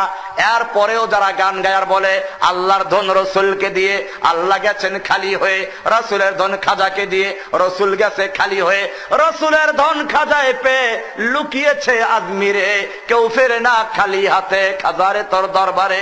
গান গায় না এরকম? মুসলমান যারা আল্লাহকে বলে খালি, সে ব্যক্তি মুসলমান না কাফের? যে ব্যক্তি বলে সব দেওয়ার মালিক খাজা, সে মুসলমান না কাফের? এই মুশরিক গুলো মুশরিক, মুশরিক, পরিষ্কার মুশরিক। এই মুশরিক গুলো আবার পীরের ধ্যান করে, আর হুজুরের কলব আল্লাহর ডাইরেক্ট পাওয়া যাবে না। আল্লাহর পাইতে হইলে পীরের ধ্যান করতে হবে, ছবি বসাইতে হইবে। ঘরে পীরের ছবি, মসজিদেও পীরের ছবি, অন্তরে পীরের ছবি, নাম দেশে হুজুরের কলব। হাদিস একটা জাল তৈরি করেছে, লা সালাতা ইল্লা বিহুজুরিল কলব, হুজুরের কলব ছাড়া। এটার অর্থ যদি এই হয় যে আল্লাহর দিকে রুজু করে খুশু খুজুর সাথে নামাজ পড়া, আমার কোন দ্বিমত নাই, কিন্তু ওরা এটা না। ওদের অর্থ হলো হুজুরি কলব, মানে কলব হাজির করতে হইবে, মানে আমি আমার কলবের দিকে মোতাবাজ্জু, আমার কলব পীর সাহেবের কলবের দিকে মোতাবাজ্জু, পীর সাহেবের কলবের তার পীরের দিকে, এইরকম হাজার পীরের মাধ্যমে হইয়া তারপরে আল্লাহর দিকে মোতাবাজ্জু। ও মুসলমান, হাদিসে আল্লাহ রাসূল কি বলেন শুনুন। আল্লাহ রাসূল সাল্লাল্লাহু আলাইহি ওয়াসাল্লাম বলেছেন, বুখারী হাদিস, লা তাদখুলুল মালাইকাতু বাইতান ফীহি কালবুন আও সূরাতুন, ওই ঘরে, যেই ঘরে কুত্তা থাকে বা কোন যে প্রাণীর ছবি থাকে, কোন প্রাণীর ছবি থাকে অথবা কুকুর থাকে, সেই ঘরে আল্লাহর রহমতের ফেরেশতা প্রবেশ করে না। এবারে আমি জিজ্ঞেস করতে চাই, ঘরে যদি কুত্তার ছবি থাকে, কুত্তা থাকে আর পীরের কোন প্রাণীর ছবি থাকে, ফেরেশতা না ঢুকে, তাহলে যেই পীরের অন্তরে বা যেই মুরিদের অন্তরে পীরের ছবি আছে, সেখানে আল্লাহ ঢুকবে? যেই ঘরে পীরের ছবি আছে সেই ঘরে আল্লাহ ঢুকবে? আল্লাহর রহমতে ফেরেশতা ঢুকবে? শয়তান ঢুকে। কি ঢুকে? শয়তান ঢুকে। মুসলমান নামাজে বলতেছো, ভালো করে বোঝার চেষ্টা করো। নামাজের সময় তুমি বলছো ইয়্যাকা না'বুদু ওয়া ইয়্যাকা নাস্তাঈন। ইয়্যাকা না'বুদু, আমি কেবলমাত্র তোমাকেই ডাকি, তোমার ইবাদত করি, তোমার গোলামি করি। ওয়া ইয়্যাকা নাস্তাঈন, তোমার কাছেই সাহায্য চাই। কোন ভাই মাধ্যম আছে? এখানে কোনো কলব হাজির করা হলো না। আল্লাহ তাআলা বলেন ডাইরেক্ট ডাকো। আর পীর বলল না, আমি ডাইরেক্ট ডাকলে শুনবে না, বরং আল্লাহকে ডাকতে ভাইয়া মাধ্যম লাগবে। ও মুসলমান, আলেমদের কাছে যাও, ওলামায়ে কেরামদের কাছ থেকে কোরআন হাদিসের সবক নাও, সেটা ভিন্ন বিষয়। উস্তাদ এবং শিক্ষক পর্যন্ত শেষ। ও মুসলমান, এরপরে যদি মনে করো না উনি আল্লাহ পর্যন্ত পৌঁছাইয়া দিবে, উনি হেদায়েত দিয়ে দিবে, উনি তরাইয়া নিবে, পার করে নিবে, ও মুসলমান উনি মাধ্যম, ভাইয়া মাধ্যম, এই সব যদি চিন্তা করা হয়, সেগুলো মুসলমান না মুশরিক? মুসলমান, মক্কার কুফাররা মূর্তি পূজা করতো আল্লাহকে পাওয়ার জন্য। এখন আমি বলতে অনেক সময় লাগবে, আমার দেশের ধারণা, লোকের মানুষের ধারণা মক্কার কাফের আল্লাহ বিশ্বাস করতো না। আরে বেটা, আল্লাহ আমাদের চেয়ে ভালো বিশ্বাস করতো। কোরআনে পরিষ্কার আয়াত আছে, বলতে গেলে অনেক সময় লাগবে, ইঙ্গিত দিয়ে যাচ্ছি। ওয়ালা ইন সাআলতাহুম মান খালাকাহুম লা ইয়াকুলুন্নাল্লাহ। আল্লাহ বলছেন, হে নবী, আপনি যদি মক্কার কুফফারদেরকে জিজ্ঞেস করেন, আপনি আবু জাহেলকে জিজ্ঞেস করেন, আবু লাহাবকে জিজ্ঞেস করেন, মক্কার সমস্ত কুফফারদেরকে জিজ্ঞেস করেন, মান খালাকাহুম, কে ওদেরকে সৃষ্টি করেছে? লা ইয়াকুলুন্নাল্লাহ, তারা বলবে আল্লাহ সৃষ্টি করেছেন। কে সৃষ্টি করেছেন? ও ভাই, সৃষ্টিকর্তা তুমি যেমন বিশ্বাস করো আল্লাহকে, মক্কার কাফেররা বিশ্বাস করতো কাকে? শুধু এ পর্যন্ত না, আরো আছে কোরআনে, ওয়ালা ইন সাআলতাহুম মান খালাকাস সামাওয়াতি ওয়াল আরদ ওয়া সাখখারাশ শামসা ওয়াল কামার লা ইয়াকুলুন্না খালাকাহুন্নাল আজিজুল আলিম। ও মুসলমান, আল্লাহ বলছেন, তুমি যদি মক্কার কুফফারদেরকে জিজ্ঞেস করো, ইহুদি খ্রিস্টানকে জিজ্ঞেস করো, কে সৃষ্টি করেছে আসমান এবং জমিন, কে তোমাদের নিয়ন্ত্রণ করে চন্দ্র এবং সূর্যকে, গ্রহ নক্ষত্র ও সবকিছু সৃষ্টি করেছে কে, নিয়ন্ত্রণ করে কে? লা ইয়াকুলুন্নাল্লাহ, তারা বলবে সব করে কে? শুধু এ পর্যন্তই না, আমি আরো অ্যাডভান্স করে বলতে চাই, শয়তানও বিশ্বাস করে আল্লাহ আছে। কে বিশ্বাস করে? শয়তানে জাহান্নাম থেকে, জান্নাত থেকে বহিষ্কার হওয়ার পরে প্রার্থনা করেছিল কার কাছে? শয়তানে বিপদে পড়ে প্রার্থনা করলো আল্লাহর কাছে, বলল রব্বি ফাআনযিরনি ইলা ইয়াউমি ইউবাসুন, ও আমার রব, আমাকে কিয়ামত পর্যন্ত হায়াত দান করো। শয়তানে প্রার্থনা করে কার কাছে? আর আমার দেশের মানুষ বিপদে পড়লে প্রার্থনা করে কোন জায়গায়? মাজারে গিয়ে, মাজারে যায়, দৌড়ে মাজারে। মক্কার কুফফারদের সম্পর্কে কোরআনে বলা আছে, ওরা যে মূর্তি পূজা করতো তা আল্লাহকে পাওয়ার জন্য মাধ্যম রূপে। কোরআন বলছে, মা না'বুদুহুম ইল্লা লিয়ুকাররিবুনা ইলাল্লাহি যুলফা, আমরা তো এই মূর্তিগুলোর পূজা করি মাধ্যম রূপে, আল্লাহ পর্যন্ত পৌঁছে দিবে সেজন্য। ও মুসলমান, যদি মাধ্যম রূপে মূর্তি পূজা করার কারণে কাফের হয়ে যায়, মুশরিক হয়ে যায়, তাহলে যারা নাকি পীরের ছবি অন্তরে বসায়, তারা কি মুসলমান না মুশরিক? মক্কার কুফফারদের মতোই মুশরিক, কোনো বেশ কম নাই। ও মুসলমান, শুনে রেখো, এখন বলবো আমি তো মূর্তি পূজা করি না। ওরা মূর্তি পূজা করলে সব ভুলে, বিপদে বলে সব ভুলে যেত। কোরআন বলছে, ওয়াইদা গাশিয়াহুম মাউজুন কাযযুলাল দাউল্লাহ মুখলিসিনা লাহুদ্দিন। হে নবী, ওদের অবস্থা শুনুন, যখন ওরা তুফানে পড়ে, নৌকায় যখন চড়ে, জাহাজে চড়ে, পানিতে চড়ে, এরপরে যখন তুফান ধরে, তখন তারা খাজা বাবা, গাজা বাবা, মূর্তি দেবদেবী সব ভুলে যায়। ওয়াইদা গাশিয়াহুম মাউজুন কাযযুলাল দাউল্লাহ মুখলিসিনা লাহুদ্দিন, একেবারে খালেস ভাবে আল্লাহকে ডাকতে থাকে। ও মুসলমান, মক্কার কুফফাররাও বিপদে বলে ডাকতো কাকে? একেবারে খালেজ করে। আর আমার দেশের মুসলমানরা বিপদে পড়লে খালেজ ভাবে ডাকে মাজারকে। কাকে ডাকে? মাজারওয়ালাকে ডাকে। মুসলমান, আপনি বলবেন যে ওরা তো মূর্তি পূজা করে, আমরা মূর্তি পূজা করি না। ও মূর্তি পূজা করো না, করোটা কি? 21 ফেব্রুয়ারি আসতেছে সামনে, মূর্তির সামনে দাঁড়াইয়া নীরবতা পালন করো। ও মুসলমান, নামাজে দাঁড়াইয়া ইবাদত করা, দাঁড়ানো ফরজ, ইবাদত কিনা? নামাজে দাঁড়াইলে ইবাদত হয় কার? আল্লাহর। আর যখন মূর্তির সামনে গিয়ে দাঁড়ায়, নীরব ভাবে দাঁড়ায়, ইবাদতটা হয় কার? মূর্তির ইবাদত হয় কিনা? অবস্থা, মূর্তিকে ফুল দাও, মূর্তির জন্য খালি পায়ে হাঁটো, নগ্ন পায়ে হাঁটো, মূর্তিকে সালাম করো, মূর্তির গলায় ফুল চড়াও, এগুলো শিরক কিনা? এইভাবে শিরকে জর্জরিত এই জাতি। এরপরে শুরু করলো, আরো গভীরে চলে গেল, পীরের ছবি বসাতে হবে পর্যন্তই শেষ নয়, এবারে পীরকে সেজদা করতে হবে। সেজদাকে ভাগ করো দুই রকম, একটা হলো সেজদায়ে তাজিমি, একটা হলো সেজদা ইবাদত। এখানে লিখেছে সেজদা খালি জায়েজ না, এটা বড় ইবাদত। পীরে যে মানা করে না, এটাই দলিল যে সেজদা আছে, নইলে পীরই মানা করতো। পীর তো নবীর কায়েম মোকাম, নবী যেরকম পীর সেরকম, নবীর স্থানে পীর। সুতরাং পীর যদি নিষেধ না করে তাহলে সেজদা করা জায়েজ। দেখছে এখানে সেজদায়ে তাহিয়া সালামের স্থলাভিষিক্ত তার জাওয়াহিরে লেখছে এখানে ফতোয়ায়ে খানিতে রয়েছে, কোন ব্যক্তি যদি বাদশাকে সেজদা করে তা যদি সম্মানের উদ্দেশ্য হয়, নামাজের জন্য না হয়, তাহলে কুফরি হবে না। আবার ফতোয়ায়ে কাফিতে উল্লেখ করেছে, সদরুস শহীদ বলেন, আল্লাহ ছাড়া কাউকে যদি সেজদা করে আর তাদের সম্মান প্রদর্শন উদ্দেশ্য হয়, ইবাদত উদ্দেশ্য না হয়, তাহলে কুফরি হবে না। এটা জায়েজ করছে এখানে ফতোয়া দিয়ে। এই বইতে পুরো লেখা আছে সবগুলো। এটা সব প্রায় সব লাইনের যত পীর আছে সব পীরে বইতেই আছে। উদ্দেশ্য দুই একটা দেখানো যেগুলো বইতে লিখে দিয়েছে এরা। মুসলমান, এবারে আসুন আল্লাহর নবী কি বলেন শুনুন। আল্লাহর নবীকে সাহাবায়ে কেরাম বিষয়টা স্পষ্ট জিজ্ঞেস করেছেন, ইয়া রাসূলুল্লাহি, আপনি উভয় জগতের বাদশাহ, রোম সম্রাট, পারস্য সম্রাটরা দুনিয়ার বাদশাহ, ওদেরকে ওদের প্রজারা সেজদা করে, আপনি উভয় জগতের বাদশাহ, আপনাকে আমরা সেজদা করব কিনা? পরিষ্কার প্রশ্ন, বুখারী মুসলিম হাদিসের সব কিতাবে পাবেন। আল্লাহর নবীকে প্রশ্ন যদি না করা হতো তাহলে হয়তো একটা ফাঁক থেকে যেত। সাহাবায়ে কেরাম প্রশ্ন করলেন, ইয়া রাসূলুল্লাহ, আপনাকে আমরা সেজদা করব কিনা? আল্লাহর নবী বললেন, ও আমার উম্মতরা শুনো, আল্লাহ ছাড়া যদি অন্য কারো জন্য সেজদা করা জায়েজ হতো, আমি মেয়ে লোকদেরকে বলতাম তারা যেন তার স্বামীকে সেজদা করে। কিন্তু যেহেতু আল্লাহ ছাড়া অন্য কারো জন্য সেজদা করা জায়েজ নাই, সে কারণে তোমরা আমাকেও সেজদা করতে পারবে না এবং মেয়ে লোকরাও স্বামীকে সেজদা করতে পারবে না। পরিষ্কার হয়ে গেল এই শরীয়তের মধ্যে আল্লাহ ছাড়া কারো জন্য সেজদা করা জায়েজ নাই। আল্লাহর নবী ভাগ করেন নাই যে না সেজদায় তাজিমি করা যাবে, নবীকে সেজদা করার পারমিশন দেওয়া হয় নাই, নবীকে সেজদা করলো না সাহাবায়ে কেরাম। সাহাবায়ে কেরামদেরকে আল্লাহর নবী সেজদা করার জন্য অনুমতি দেন নাই। মুসলমান, এর পরেও যারা বলবে যে পীরের পায়ে সেজদা করা যাবে, কবরে সেজদা করা যাবে, এগুলো পীর না শয়তান? কারে শয়তান মিকুনি নামত ওলি, কার শয়তান মিকুনি নামত ওলি, গর ওলি নস্তলানত বর ওলি। শয়তানের মিশন বাস্তবায়ন করছে, ইহুদি খ্রিস্টানদের মিশন বাস্তবায়ন করছে, আর নাম হলো ওলি। নাম কি? এই ওলিগুলো মাজার তৈরি করে, মাজারে সেজদা করে। ও আমার ভাইয়েরা শুনো, আমি মক্কা শরীফে দেখেছি, মদিনাতে দেখেছি, মক্কা শরীফে একটা কবরস্থান আছে, আল্লাহর নবীর যুগ থেকে এখন পর্যন্ত সেখানে প্রতিদিন 20-25টা লাশ দাফন করা হচ্ছে।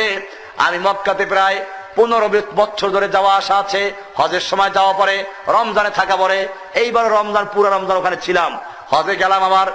এইভাবে যতবার গেছি প্রত্যেক নামাজের সময় এমন কোন নামাজ পাওয়া যায় না যেই নামাজে একাধিক লাশ দাফন জানাজা না হয়।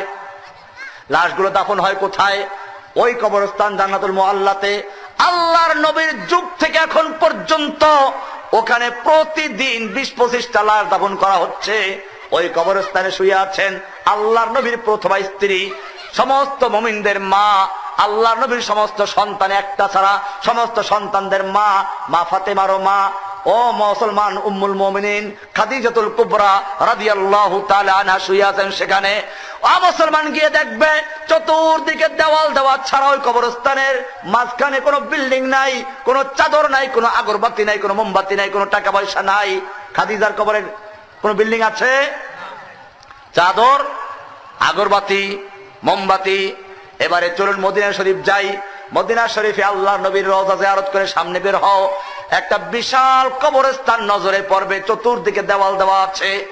এই কবরস্থানটাও আল্লাহর নবীর যুগ থেকে এখন পর্যন্ত কবর দেওয়া হচ্ছে।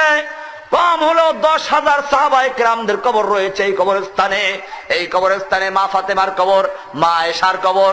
এই কবরস্থানে রয়েছে আল্লাহর নবীর পরপর 2 মেয়ের জামাতা, মুসলমানদের 3য় খলিফা, জান্নাতের সুসংবাদ প্রাপ্ত সাহাবী ওসমান গনি রাদিয়াল্লাহু তাআলা আনহু। ও মুসলমান, সেই কবরস্থানে গিয়ে দেখো আল্লাহর নবীর যুগ থেকে যারা শুয়ে আছে, আল্লাহর নবীর সন্তানরা, স্ত্রীগণ, আল্লাহর নবীর বিবিগণের কবরে কোনো বিল্ডিং আছে কিনা, কোনো চাদর আছে কিনা, কোনো আগরবাতি আছে কিনা, কোনো মোমবাতি আছে কিনা। আবার চলুন উহুদ পাহাড়ের প্রান্তরে আল্লাহর নবীর যেখানে দান শহীদ হলো, উহুদের যুদ্ধ হয়েছিল, 70 জন মুসলমান শহীদ হলো সেখানে। আল্লাহর নবীর আপন চাচা জান্নাতের সুসংবাদ প্রাপ্ত সাহাবী, শুধু জান্নাতের সুসংবাদ প্রাপ্তই নয়, সমস্ত শহীদদের সরদার হামজা রাদিয়াল্লাহু তাআলা আনহুর কবর রয়েছে সেখানে। সেই কবরস্থানে চতুর্দিক থেকে দেওয়াল দেওয়া ছাড়া মাঝখানে কোনো বিল্ডিং নাই, কোনো আগরবাতি নাই, চাদর নাই, মোমবাতি নাই। আমি জিজ্ঞেস করতে চাই, আল্লাহর নবীর সাহাবীদের কবরে, আল্লাহর নবীর বিবিদের কবরে, আল্লাহর নবীর সন্তানদের কবরে চাদর দেওয়ার কি কোনো লোক ছিল না? দেয় না কি জন্য? হাদিস শরীফ পড়ুন। আল্লাহর নবী মৃত্যু রোগে আক্রান্ত অবস্থায় মৃত্যুর 3 দিন আগে বললেন, লানাল্লাহুল ইয়াহুদা ওয়ান নাসারা, আল্লাহ তাআলা ইহুদি খ্রিস্টানদের প্রতি লানত করুন। কেন লানতের দোয়া করছেন, গজবের দোয়া করছেন, অভিশাপ দিচ্ছেন? কি অপরাধ তারা করলো? আল্লাহ হাবিব ফরমান, ইত্তাখাযু কুবুরা আমবিয়াইহিম ওয়া সালিহিহিম মাসাজিদ, ওরা ওদের নবী, ওদের ওলি বুজুর্গদের কবরগুলোকে সিজদার স্থান বানিয়েছিল। লা তাজালু কবরি ওয়াসানান ইউবাদ, ও আমার উম্মতরা, খবরদার খবরদার, আমার মৃত্যুর পরে তোমরা আমার কবরকে সিজদার স্থান বানাইবা না, আমার কবরকে পূজার স্থান বানাইবা না। যার কারণে আজ পর্যন্ত আল্লাহর নবীর কবরে সিজদা করা হয় না, কোন রকম সিজদা হয় না, আগরবাতি হয় না, মোমবাতি হয় না, টাকা পয়সার ছড়াছড়ি হয় না। ও মুসলমান, আমি বলতে চাই, যদি কবরে চাদর দেওয়া ভালো কাজ হতো, আল্লাহর নবীর বিবিদের কবরে, আল্লাহর নবীর সাহাবীদের কবরে, আল্লাহর নবীর জামাতার কবরে মানুষ সুতার চাদর নয়, বরং কলিজা ছিঁড়ে তা দিয়ে অথবা চামড়া খুলে তা দিয়ে চাদর দেওয়ার মতো লক্ষ লক্ষ মুসলমান ছিল, ঠিক কিনা? দিচ্ছে না কি জন্য? আল্লাহর নবী লানত করেছেন সেজন্য। যেই কাজটা আল্লাহ নবী লানত করে গেলেন, বাংলাদেশে যে দৈনিক মাজার তৈরি হচ্ছে, হাজার হাজার মাজার, এগুলি কি মুসলমানদের কাজ না শয়তানের কাজ? আমি মাজারে যারা শুয়ে আছেন তাদের বিরুদ্ধে বলছি না। আবার কালকে সকালে দেখবেন একদল বলবে, কয় যে উনি সব বড় বড় বুজুর্গদের বিরুদ্ধে কথা বলে গেছেন। না না ভাই, বুজুর্গদের বিরুদ্ধে কথা বলি নাই। শাহজালাল রহমাতুল্লাহ আলাই এই মাজার তৈরি করতে আসেন নাই এদেশে, তিনি এসেছিলেন লড়াই করতে, জিহাদ করতে। ইতিহাস পড়ো, রাজা গৌর গোবিন্দের রাজ্যে গরু জবাই করা ছিল নিষিদ্ধ। হিন্দুরা গরুকে মানে দেবতা। এখনো ইন্ডিয়াতে আমি দেওবন্দে পড়াশোনা করেছি, দেওবন্দে ওই সময় শুনেছি হিন্দুরা স্লোগান দেয়, গো হামারি মাতা হয় তুম উসকো খাতা হয়, তুমকো চাহিয়ে কবরস্তান ইয়া ভেজেঙ্গে পাকিস্তান। এরকম হিন্দু হিন্দি হিন্দুস্তান, জবন ভেজো পাকিস্তান, এই সব স্লোগান দেয় আর মুসলমানদের হত্যা করে, সেখানে পাখির মতো গুলি করে মারে। ও মুসলমান, এই সিলেট শহরে ছিল তৎকালীন সময় রাজা গৌর গোবিন্দ হিন্দু। এই শয়তান মুসলমানদের জন্য গরু জবাই করা নিষেধ করে দিয়েছিল। বোরহানউদ্দিন নামে একজন মানুষ মুসলমান, দীর্ঘদিন পরে একটা পুত্র সন্তান হলো, সেজন্য তিনি খুশি হয়ে আকিকা দিল, গরু জবাই করলো। গরু জবাই করার কারণে ওই হিন্দু রাজা মুসলমানটাকে ধরে নিয়ে যেই হাত দিয়ে গরু জবাই করেছিল সেই হাতটাকে কবজা দিয়ে কেটে ফেলেছিল, এবং যেই শিশুর নামে আকিকা দিয়েছিল সেই শিশুটাকে পর্যন্ত বলি দিয়েছে ওই গরুর দেবতার খুশি করার জন্য। এই খবর যখন দিল্লির সম্রাটদের কাছে পৌঁছানো হলো, বারবার হামলা করা হলো, শেষ পর্যন্ত শাহজালাল রহমাতুল্লাহ নেতৃত্বে একদল মুজাহিদ পাঠালো এবং তারা এখানে যুদ্ধ করতে আসলো। ইতিহাস পড়ো, যুদ্ধ করলো, রাজা গৌর গোবিন্দকে শিক্ষা দিল, বিতাড়িত করলো। এই ছিল শাহজালাল রহমাতুল্লাহ আলাই। তিনি বাজার তৈরি করার জন্য আসেন নাই, তার মাজারে ফুল দেওয়ার জন্য তিনি বলেন নাই, বাজারে গজাল মাছ খাওয়ার জন্য বলেন নাই। আজকে মুসলমান গজাল মাছ পালে, কোন মাজারে গজাল মাছ, ছেলের গেলে গজাল মাছ, চিটাগাং গেলে কচ্ছপ, আবার খানজাহানারি গেলে কি কুমির। ও মুসলমান জাতি, এই মাজার যারা তৈরি করছো, মাজারে যারা টাকা পয়সা দিচ্ছ, মাজারে গিয়ে যারা প্রার্থনা করছো, মাজারে গিয়ে জবাই করছো, সবগুলো মুশরিক শিরকি কাজ করছো। আল্লাহর নামে জবাই করলে আল্লাহর ইবাদত হয়, মাজারওয়ালার নামে জবাই করলে কার ইবাদত হয়? মাজারওয়ালার ইবাদত হয়। আল্লাহর কাছে দোয়া করলে মুখুল ইবাদত, দোয়া ইবাদত হয়। আর যদি মাজারওয়ালার কাছে দোয়া করা হয়, মাজারওয়ালার ইবাদত করা হয়। ও মুসলমান জাতি, আল্লাহর নামে মান্নত করলে যদি আল্লাহর ইবাদত হয়, তাহলে কবরের নামে মান্নত করলে কবরওয়ালার ইবাদত হবে। এইরকম ভাবে টাকা পয়সার ছড়াছড়ি। জেনে রাখো, হাদিস শরীফে বলা হয়েছে, মানুষ যখন মারা যায় আল্লাহর পক্ষ থেকে 3টা প্রশ্ন করা হয়। 3টা প্রশ্ন উত্তর ঠিক মতো আসলে আল্লাহর পক্ষ থেকে আওয়াজ চলে আসে, আনসাদাকা আব্দি, আমার বান্দা সঠিক উত্তর দিয়েছে। ও ফেরেশতারা শুনো, ফাফরিশুহু মিনাল জান্নাতি ওয়া আলবিসু মিনাল জান্নাতি ওয়াফতাহু লাহু বাবান ইলাল জান্নাহ, আমার ওই বান্দার কবরে বেহেশতের পোশাক পরিধান করাইয়া দাও, বেহেশতের বিছানা বিছিয়ে দাও, বেহেশতের সঙ্গে ওর কবরটাকে জুড়াই দাও। সঙ্গে সঙ্গে জান্নাতের নিয়ামত দ্বারা তার কবরটা পরিপূর্ণ হয়ে যায়। উপরে চাদরের কোন দরকার আছে? কয় যে মাজারে টাকা নিজ হাতে ফেলুন, মানে মাজারওয়ালা না খাইয়ে মরতেছে, মাজারওয়ালা ক্ষুধায় মরতেছে, ও টাকা পয়সা দরকার। টাকা পয়সা কি কবরওয়ালার দরকার, না কবরের পাশে যারা ল্যাংরা লুলা আতর খুলে তাদের দরকার? কার দরকার? পেটওয়ালার দরকার। পেটওয়ালা পায় না, পায় কে? মাজারে। কয় নিজ হাতে ফেলুন। এরপরে এখন বর্তমানে আরো এক শিরিক চালু হয়েছে, মাজারের সঙ্গে সুরঙ্গ করে দিচ্ছে। এরপরে মাজারের সাথে কথা বলে, ফরিয়াদ করে। একদল বাটপার আছে ওখানে, ওরা চাদরের তলে মাথা দেওয়া, ফরিয়াদ করেন, ফরিয়াদ ফরিয়াদ করায় কবরওয়ালার কাছে। ও মুসলমান, ফরিয়াদ করবো কার কাছে? ইয়াকা নাবুদু ওয়া ইয়াকা নাস্তাইন, আল্লাহ আমরা তোমারই গোলামি করি, তোমার কাছে সাহায্য চাই। আল্লাহ বলেন আমার কাছে সাহায্য চাই, আমি সাহায্য করব। আর ওরা সাহায্য চায় কার কাছে? পীরের কাছে সাহায্য চায়, কবরওয়ালার কাছে সাহায্য চায়। সাহায্য করার মালিক কে? আল্লাহ। সাহায্য করার মালিক কে? এরপরে কবরে সিজদাও করে। ও মুসলমান, আমি বলে থাকি তুমি যত রকম নামাজ পড়ো সব নামাজে রুকু সিজদা আছে। ফজরের নামাজ পড়ো, রুকু সিজদা করো। যোহরের নামাজ পড়ো, রুকু সিজদা করো। আসর পড়ো, রুকু সিজদা করো। মাগরিব পড়বি, রুকু সিজদা করবি। এশার নামাজ পড়বি, রুকু সিজদা করবি। জুমার নামাজ পড়বি, রুকু সিজদা করবি। ঈদের নামাজ পড়বি, রুকু সিজদা করবি। যত রকমের নামাজ আছে সব নামাজে রুকু সিজদা করা ফরজ। কিন্তু খবরদার খবরদার, নামাজটা যদি জানাজার নামাজ হয়, নামাজটা যদি জানাজার নামাজ হয় তুই রুকু করতে পারবি না, সিজদাও করতে পারবি না। ও মুসলমান, কেন? জানাজার নামাজ যত বড় বুজুর্গের হোক না কেন রুকু করতে পারবি না, সিজদাও করতে পারবি না। জানাজার নামাজ বাবা আদমের হোক না কেন রুকু করতে পারবি না, সিজদাও করতে পারবি না। জানাজার নামাজ আকা নামদার তাজদার মদিনা সরওয়ারে কায়নাত আর রাহমাতুল আলামিন শফিউল মুজনিবিন যার হোক না রুকু সিজদা করতে পারবি না। জানাজার নামাজ বড় পীর আব্দুল কাদের জিলানী হোক না কেন রুকু করতে পারবি না, সিজদাও করতে পারবি না। জানাজার নামাজ খাজা মুঈনুদ্দিন চিশতির হোক না কেন রুকু সিজদা করতে পারবি না। জানাজার নামাজ শাহজালাল রহমাতুল্লাহ হোক না কেন রুকু সিজদা করতে পারবি না। কোন জানাজার রুকু সিজদা আছে নাকি? মুক্তাগাছায় জানাজার নামাজ রুকু সিজদা করে। ও মুসলমান, শুনে রেখো, তাহলে কেন পার্থক্য হলো? সব নামাজের রুকু সিজদা করা ফরজ, আর জানাজার নামাজের রুকু সিজদা করা যাবে না। কারণটা কি? কারণ একটাই শুধুমাত্র, অন্য নামাজে তোমার সামনে কোনো লাশ নাই, জানাজার নামাজের সামনে কি আছে? জানাজার নামাজের সামনে একটা লাশ আছে, একটা গায়রুল্লাহ আছে। যদি তুমি জানাজার নামাজ রুকু সিজদা করো, ওই পীরের মুরিদরা বলবে, ওই মাজার পূজারি বলবে, ওই ভণ্ড পীরের মুরিদরা বলবে, এই তো কবরওয়ালাকে, এই তো বুজুর্গকে সিজদা করা হলো, সম্মান করা হলো, তাজিম করা হলো।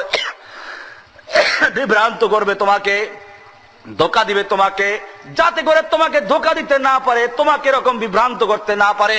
সেজন্য আল্লাহ রাব্বুল আলামিন জানাজার নামাজের থেকে রুকু সিজদা পর্যন্ত মুলতবি করে দিয়েছেন, বাতিল করে দিয়েছেন। জোরে বলুন সুবহানাল্লাহ। ও আমার ভাইয়েরা, আজকে আরো কিছু বলার ছিল কিন্তু বলতে পারছি না, পোকায় কেবল মুখে ঢুকতেছে। আর এত রাত্রে আসলে প্রোগ্রাম করিও না, তো সেজন্য যাই হোক, আমি যে কথাগুলো অনেকগুলো গুরুত্বপূর্ণ কথা ছিল। কারণ এই সমাজ এত বিভ্রান্তির মধ্যে পড়ে গেছে। ইবাদত করে 3 দিনা মিলাদ, 40 মিলাদ। আল্লাহর নবীর সন্তানগুলো মারা গেল, 3 দিনে মিলাদ করেছেন, 40 করেছেন। এই যে মুর্দারের নামে খতম করে পয়সা খাওয়া হয়, জায়েজ না হারাম? পরিষ্কার হারাম। আপনার ঘরে যদি মারিফুল কোরআন থাকে এখন গিয়ে খুলে দেখবেন, সূরা বাকারার 41 নম্বর আয়াত তাফসীর খুলে দেখবেন, পরিষ্কার লেখা আছে শিরোনাম দিয়া যে মৃত্যু ব্যক্তির ইসারে সবের উদ্দেশ্যে পারিশ্রমিকের বিনিময়ে খতমে কোরআন দোয়া ওজিফা সম্পূর্ণ হারাম। যে পড়ে সে হারাম করে, যে পড়ায় সেও হারাম কাজ করে। বস্তুত যে পড়েছে সেই যখন কোনো সওয়াব পাচ্ছে না, সে তখন তোমার মৃত্যু আত্মার প্রতি কি পৌঁছাবে? পরিষ্কার লেখা আছে। মারিফুল কোরআন সংক্ষিপ্ত যেটা 1 খণ্ডে, ওটার আছে 35 নম্বর পৃষ্ঠায়। কয় পৃষ্ঠায়? 35 নম্বর পৃষ্ঠায়। আর বড় যেটা ওটা দেখে নেবেন, সূরা বাকারার 41 নম্বর আয়াত তাফসীর লেখা আছে। তাহলে মৃত্যু ব্যক্তির ইসারে সবের উদ্দেশ্যে এই যে খতমে কোরআন আমাদের ছড়াছড়ি, আপনি ওলামায়ে কেরামদের এমনি সাহায্য করেন, হাদিয়া তো আমরা বিনিময় দেই না, আমরা হাদিয়া দেই। হাদিয়া তো এমনি দাও না। আমি ঢাকার এক মসজিদের ইমাম, যখন প্রথম গেলাম তখন দেখি যে মাশাআল্লাহ মিষ্টির পোটলার ঠেলায় মেম্বারে জায়গা থাকে না, মেহরাবে জায়গা থাকে না, পিছনেও রাখা লাগে, আর টাকা তো মাশাআল্লাহ আসতে থাকে বড় মসজিদ। আর যখন এই ফতোয়া দিলাম তখন থেকে সব মিলাতে বন্ধ, এখন হাদিয়াও দেয় না, আমাকে দাওয়াত কেউ খাওয়ায় না। ও মুসলমান, তাহলে তুমি মিথ্যা বলছো, ধোঁকা দিচ্ছ, প্রতারণা করছো, আল্লাহর বিধানকে পরিবর্তন করছো। হাদিয়া দাও মহিলা মাদ্রাসায়, এইখানে টাকা দিয়ে দাও। মহিলারা না খেয়ে আছে কি কষ্ট করে আমি বুঝতে পারছি মাদ্রাসায় ঢুকেই, যে মাদ্রাসার অবস্থাটা কি। আল্লাহর হাবিব ফরমান, মানুষ যখন মারা যায় তখন তার সমস্ত আমল বন্ধ হয়ে যায়। 3 প্রকারের আমল মৃত্যুর পরেও চালু থাকে। কয় প্রকার আমল? ইযা মাতাল ইনসানু ইনকাতা আনহু আমালুহু ইল্লা মিন সালাস। মানুষ যখন মরে যায় তার সমস্ত আমলগুলো বন্ধ হয়ে যায়। আমি চাঁদা উঠাবো, উঠবে না, কেউ উঠবে না, কেউ উঠবেন না, আমি চাঁদা উঠাবো না। আমি এই কথা বলে শেষ করতেছি, মনে করছে চাঁদা উঠবো না এখন। না না, অভ্যাস খারাপ আমাদের, তো এটা খারাপ হয়ে গেছে অভ্যাস, কারণ দেওয়ার অভ্যাস তেমনি নাই। চাইলে তারপর বাহাবা দিব, মারহাবা দিব, এরপর দিবে। যারা দিবেন তারা গোপন দিয়ে দেবেন, অসুবিধা নেই। বলতেছিলাম যে বিষয়টা, আল্লাহর হাবিব ফরমান, ইযা মাতাল ইনসানু ইনকাতা আনহু আমালুহু, যখন মানুষ মরে যায় তার সমস্ত আমল বন্ধ হয়ে যায়। ইল্লা মিন সালাসিন, 3 প্রকারের আমল মৃত্যুর পরেও চালু থাকে। কয় প্রকার আমল? ইল্লা মিন সাদাকাতিন জারিয়াতিন, 1 নম্বর সদকা জারিয়া। সদকা জারিয়া কি? সদকা জারিয়া মাদ্রাসা, সদকা জারিয়া মসজিদ, সদকা জারিয়া রাস্তা, সদকা জারিয়া টিউবওয়েল বসানো, নলকূপ বসানো, পানির ব্যবস্থা করা, মুসাফিরখানা করা, এমনকি একটা গাছ লাগানো পর্যন্ত সদকা জারিয়া। সুবহানাল্লাহ। বুখারী শরীফের সহিহ হাদিস, একটা অধ্যায়ের শিরোনাম আছে বৃক্ষরোপণ সম্পর্কে। আজকে যারা আমাদেরকে গাছ রোপণ শিখায়, ওদেরকে বলো মুসলমানদেরকে শিক্ষা দরকার নাই, ইহুদি খ্রিস্টানদেরকে শিখাও। মুসলমানদের নবী তোমাদের চেয়ে 1400 বছর আগে বুখারী শরীফের হাদিসে স্পষ্ট রয়েছে যে গাছ লাগানো শিখে গেছেন। আর বলেছেন যে ব্যক্তি যে ব্যক্তি একটা গাছের চারা লাগাইলো, সেটা গাছ হলো, ওই গাছে যত পাখি বসবে, মানুষটা ছায়া বসবে, ফল খাবে, যতদিন পর্যন্ত এই গাছের দ্বারা মানুষ উপকৃত হবে অতদিন পর্যন্ত তার আমলনামায় সদকা জারিয়ার সব লেখা হবে। সুবহানাল্লাহ। 1 নম্বর সদকা জারিয়া। 2 নম্বর হলো আও ইলমিন ইনতাফাউ বিহি, কোন ইলম শিক্ষা দিয়ে গেল, সেই ইলম দ্বারা পরবর্তী লোকেরা উপকৃত হলো। ও মুসলমান জাতি, এইখানে তুমি তো নিজের সন্তানকে পড়াইতে পারো, সেটাও তোমার ফায়দা হবে, ওই সন্তান তোমার জন্য দোয়া করবে। এলেম শিক্ষা দিয়ে ব্যবস্থা করে গেলা, নিজে শিখো অথবা শিক্ষার ব্যবস্থা করো, এবং তোমার এই শিক্ষা পাওয়ার পরে এবার সে তোমাকে আরেকজনকে পড়াবে, সে আরেকজনকে পড়াবে, সে আরেকজনকে পড়াবে। আমরা মাদ্রাসায় পড়েছি, আমাদের ছাত্র আছে, এখানে ছাত্ররা পড়ে, আবার এই ছাত্র আমি মরলে পরে ছাত্ররা পড়াবে, ছাত্র মরলে তার ছাত্র পড়াবে। কিয়ামত পর্যন্ত আমার থেকে একটা সিলসিলা জারি থাকবে কিনা? এটা সদকা জারিয়ার আর একটা সূরা ইলমের চর্চা রাখা। 3 নম্বর হলো আওয়ালাদিন সালিহিন ইয়াদউ লাহু, যদি কোনো নেক সন্তান রেখে যায়, নেক সন্তান ওয়ালাদ বলা হয়েছে, এখানে ইবনুন বলা হয় নাই, বিনতুন বলা হয় নাই, ওয়ালাদুন বলা হয়েছে। নেক সন্তান, সন্তান মেয়ে হতে পারে, ছেলে হতে পারে। ওয়ালাদিন সালিহিন ইয়াদউ লাহু, একটা নেক সন্তান রেখে যাও, যেই সন্তান মৃত্যুর পরে দোয়া করবে, নামাজ পড়বে, দোয়া করবে, আর বলবে রব্বিরহামহুমা কামা রাব্বায়ানি সাগীরা। ও রব্বুল আলামিন, তুমি আমার পিতামাতার প্রতি দয়া করো, করুণা করো, মায়া করো, যেরকম তারা মায়া করেছিল আমাকে শিশু অবস্থায়। এটা কার শিখানো দোয়া? আল্লাহর শিখানো দোয়া। সন্তান যদি নামাজ শিখে, নামাজের পরে আল্লাহর কাছে দোয়া করে, আল্লাহ কবুল করবেন কিনা? আর এইটা বাদ দিয়া, আল্লাহর শিখানো দোয়া বাদ দিয়া মানুষ করে কি? কয়েক মানুষ মারা গেছে, একটা খতমের দাওয়াত দাও, 3 দিনে খতম, 3 দিন পরে একটা মিলাদ পড়াও, মজলিস খাওয়াও, এরপরে 40 খাওয়াও। ও মুসলমান, আমি জিজ্ঞেস করতে চাই, আল্লাহর নবী নিজের জীবদ্দশায় তার সন্তানগুলো মারা গেল, একমাত্র ছোট মেয়ে ফাতেমা ছাড়া বাকি সব মারা গেল, খাওয়ান দিয়েছিলেন? 3 দিনে খাওয়ান দিয়েছিলেন, মজলিস খাওয়াইছিলেন, মাটিয়াল খাওয়াইছিলেন, এক এক দেশে এক একটা নাম বানাইছে লোকেরা। এরপরে শুনুন, 40 করেন নাই। আল্লাহর নবীর মৃত্যুর পরে সাহাবীরা এটা করেন নাই, বরং তুমি তোমার পিতামাতার জন্য যদি কিছু করতে চাও, এই মহিলা মাদ্রাসায় একটা ছাত্রীর দায়িত্ব নিয়ে নাও। আমি একটা ছাত্রের সারা জীবনের খরচা চালাবো, আমি একটা ছাত্রীর মাসের 1 মাসের খরচা দিব। এইরকম ভাবে ভাগ করে তোমরা কাজ চালিয়ে নাও, দেখবে সদকা জারিয়া চলতে থাকবে। এলমে দিনের ফায়দা হবে, 3 কাজ একসাথে হবে। আর যদি নিজের সন্তান হয়, এইরকম আমরা কাজ করতে পারি, সেইগুলো বাদ দিয়া এই 3 দিনা মিলাদ, 40 মিলাদ, আরো কত কিছু আছে। এই জন্য আমি বলছি ওলামায়ে কেরামদের হাদিয়া দেওয়ার জন্য, বন্ধ করার জন্য না। তবে দিতে হবে হালাল ভাবে। কিভাবে? বৈধভাবে। এই মাদ্রাসায় গোপনে দান করে যান, মসজিদের ইমাম সাহেবের একবেলা বাজার করে দেন, একটা মুরগি কিনে দেন। আপনি মুরগি কিনছেন, ইমাম সাহেবের জন্য একটা কিনেন, আপত্তি আছে? কোন আপত্তি নাই। কিন্তু ওই যে 3 দিনা মিলাদ আর 40 মিলাদ এই মুখস্থ করে রাখে, এইগুলো ইংরেজদের তৈরি করা, একদল ভণ্ড পীরদের তৈরি করা। এরা এইভাবে মুসলমানদেরকে এই সব কাজে লাগিয়ে রাখছে, যাতে করে মুসলমানরা কোরআনের কথা যেন সমাজে বাস্তবায়ন করতে হবে। আদালতে, ব্যাংকে, বঙ্গভবনে, গণভবনে, সারা দুনিয়াতে ইসলাম কায়েমের কথা বলতে না পারে, সেই জন্যই চক্রান্ত করেছে ইংরেজরা। সেই ইংরেজদের তৈরি করা আলেমরাই এখন আবার জেগেছে। মাজারের পক্ষে কবর পূজারীরা এখন সরকারের ছত্রছায়ায়, ইহুদি খ্রিস্টানের ছত্রছায়ায় বাইতুল মুকাররম দখল করেছে, ঠিক কিনা? এই বাইতুল মুকাররম মসজিদে আপনারা দেখেছেন ইমাম প্রশিক্ষণের মতো একটা জায়গায়, সেইখানে আমেরিকার নর্তকীরা, আমেরিকার মেয়েরা, উলঙ্গ পোনা বেহায়া পোনা মেয়েরা আর ছেলেরা একসাথে ব্যালে ডান্স করেছে, নাচ করেছে, গান করেছে, আলিঙ্গন করেছে, জড়াজড়ি করেছে, কিনা? ইমাম সাহেব দেখেছে। এই ইমামদারকে দ্বারা কেন তৈরি করছে? আমি যেটা বলেছি, ইংরেজরা আগেও চক্রান্ত করেছে, এখনো করছে। এই জন্য মুসলমান সাবধান হও, ইমান ঠিক রাখো। আজকে চতুর্দিকে, একদিকে বোমা মেরে মুসলমানদের হত্যা করা হচ্ছে, কাশ্মীরে মারা হচ্ছে, ফিলিস্তিনে মারা হচ্ছে, ইরাকে মারা হচ্ছে, বাংলাদেশের আজকে আমাদের বোন সেই ফেলানিকে দেখেন নাই, পাখির মতো গুলি করে তারপরে কাঁটা তারের বেড়ার সামনে ঝুলিয়ে রেখেছে, ঠিক কিনা? কেন এই পরিস্থিতি? আল্লাহ তো বলছেন ওয়ালা তাহিনু ওয়ালা তাহজানু ওয়া আনতুমুল আলাউনা ইন কুনতুম মুমিনিন। মুসলমান, তোমাদের কোনো ভয় নাই, তোমাদের কোনো চিন্তা নেই, তোমরাই থাকবে উচ্চাসনে, তোমরাই থাকবে বিজয়ী। ইন কুনতুম মুমিনিন শর্ত কি হতে হবে? মমিন হতে হবে। মমিন, সেই মমিনটা হতে হবে পূর্ণ আল্লাহর উপরে বিশ্বাস করতে হবে, তাওহীদের ভিত্তিতে ঈমান রাখতে হবে, শিরক বর্জন করতে হবে, বেদাত বর্জন করতে হবে, কোরআনের পূর্ণ বিধান সমাজে বাস্তবায়ন করার চেষ্টা করতে হবে। রাজি আছেন ইনশাআল্লাহ? এই কোরআনের মাদ্রাসাকে ভালোবাসবো ইনশাআল্লাহ, ঠিক আছে? আমরা অত্যন্ত আনন্দিত আজকে যখন ইহুদি খ্রিস্টানরা মেয়ে লোকদেরকে গোমরাহ করতে চায়, মেয়ে লোকদের মাধ্যমে পুরো জাতিকে গোমরাহ করতে চায়। আর সেই সময় এই মেয়ে লোকের মাদ্রাসাগুলোর দ্বারা একদল আলেমা তৈরি করা হচ্ছে, যারা এই জাতির সন্তানদেরকে পালবে, যারা একটা পুরুষ হেদায়েত পাওয়া মানে একটা মানুষ হেদায়েত পাওয়া, আর একটা মহিলা হেদায়েত পাওয়া মানে কি? একটা পরিবার হেদায়েত পাওয়া যায়, ঠিক কিনা? কাজে মনে রাখতে হবে, এই মাদ্রাসার সঙ্গে যারা জড়িত আছেন তারা ধন্য। বিরোধিতা করবেন না। পাহাড়ের সঙ্গে যদি কেউ মাথা ধাক্কায়, পাহাড় ভাঙ্গে না মাথা ভাঙ্গে? ঠিক তেমনি ভাবে এই মাদ্রাসাগুলোর সঙ্গে জড়িত থাকবেন, সাহায্য করবেন, বিরোধিতা করবেন না, ভুল ধরার চেষ্টা করবেন না।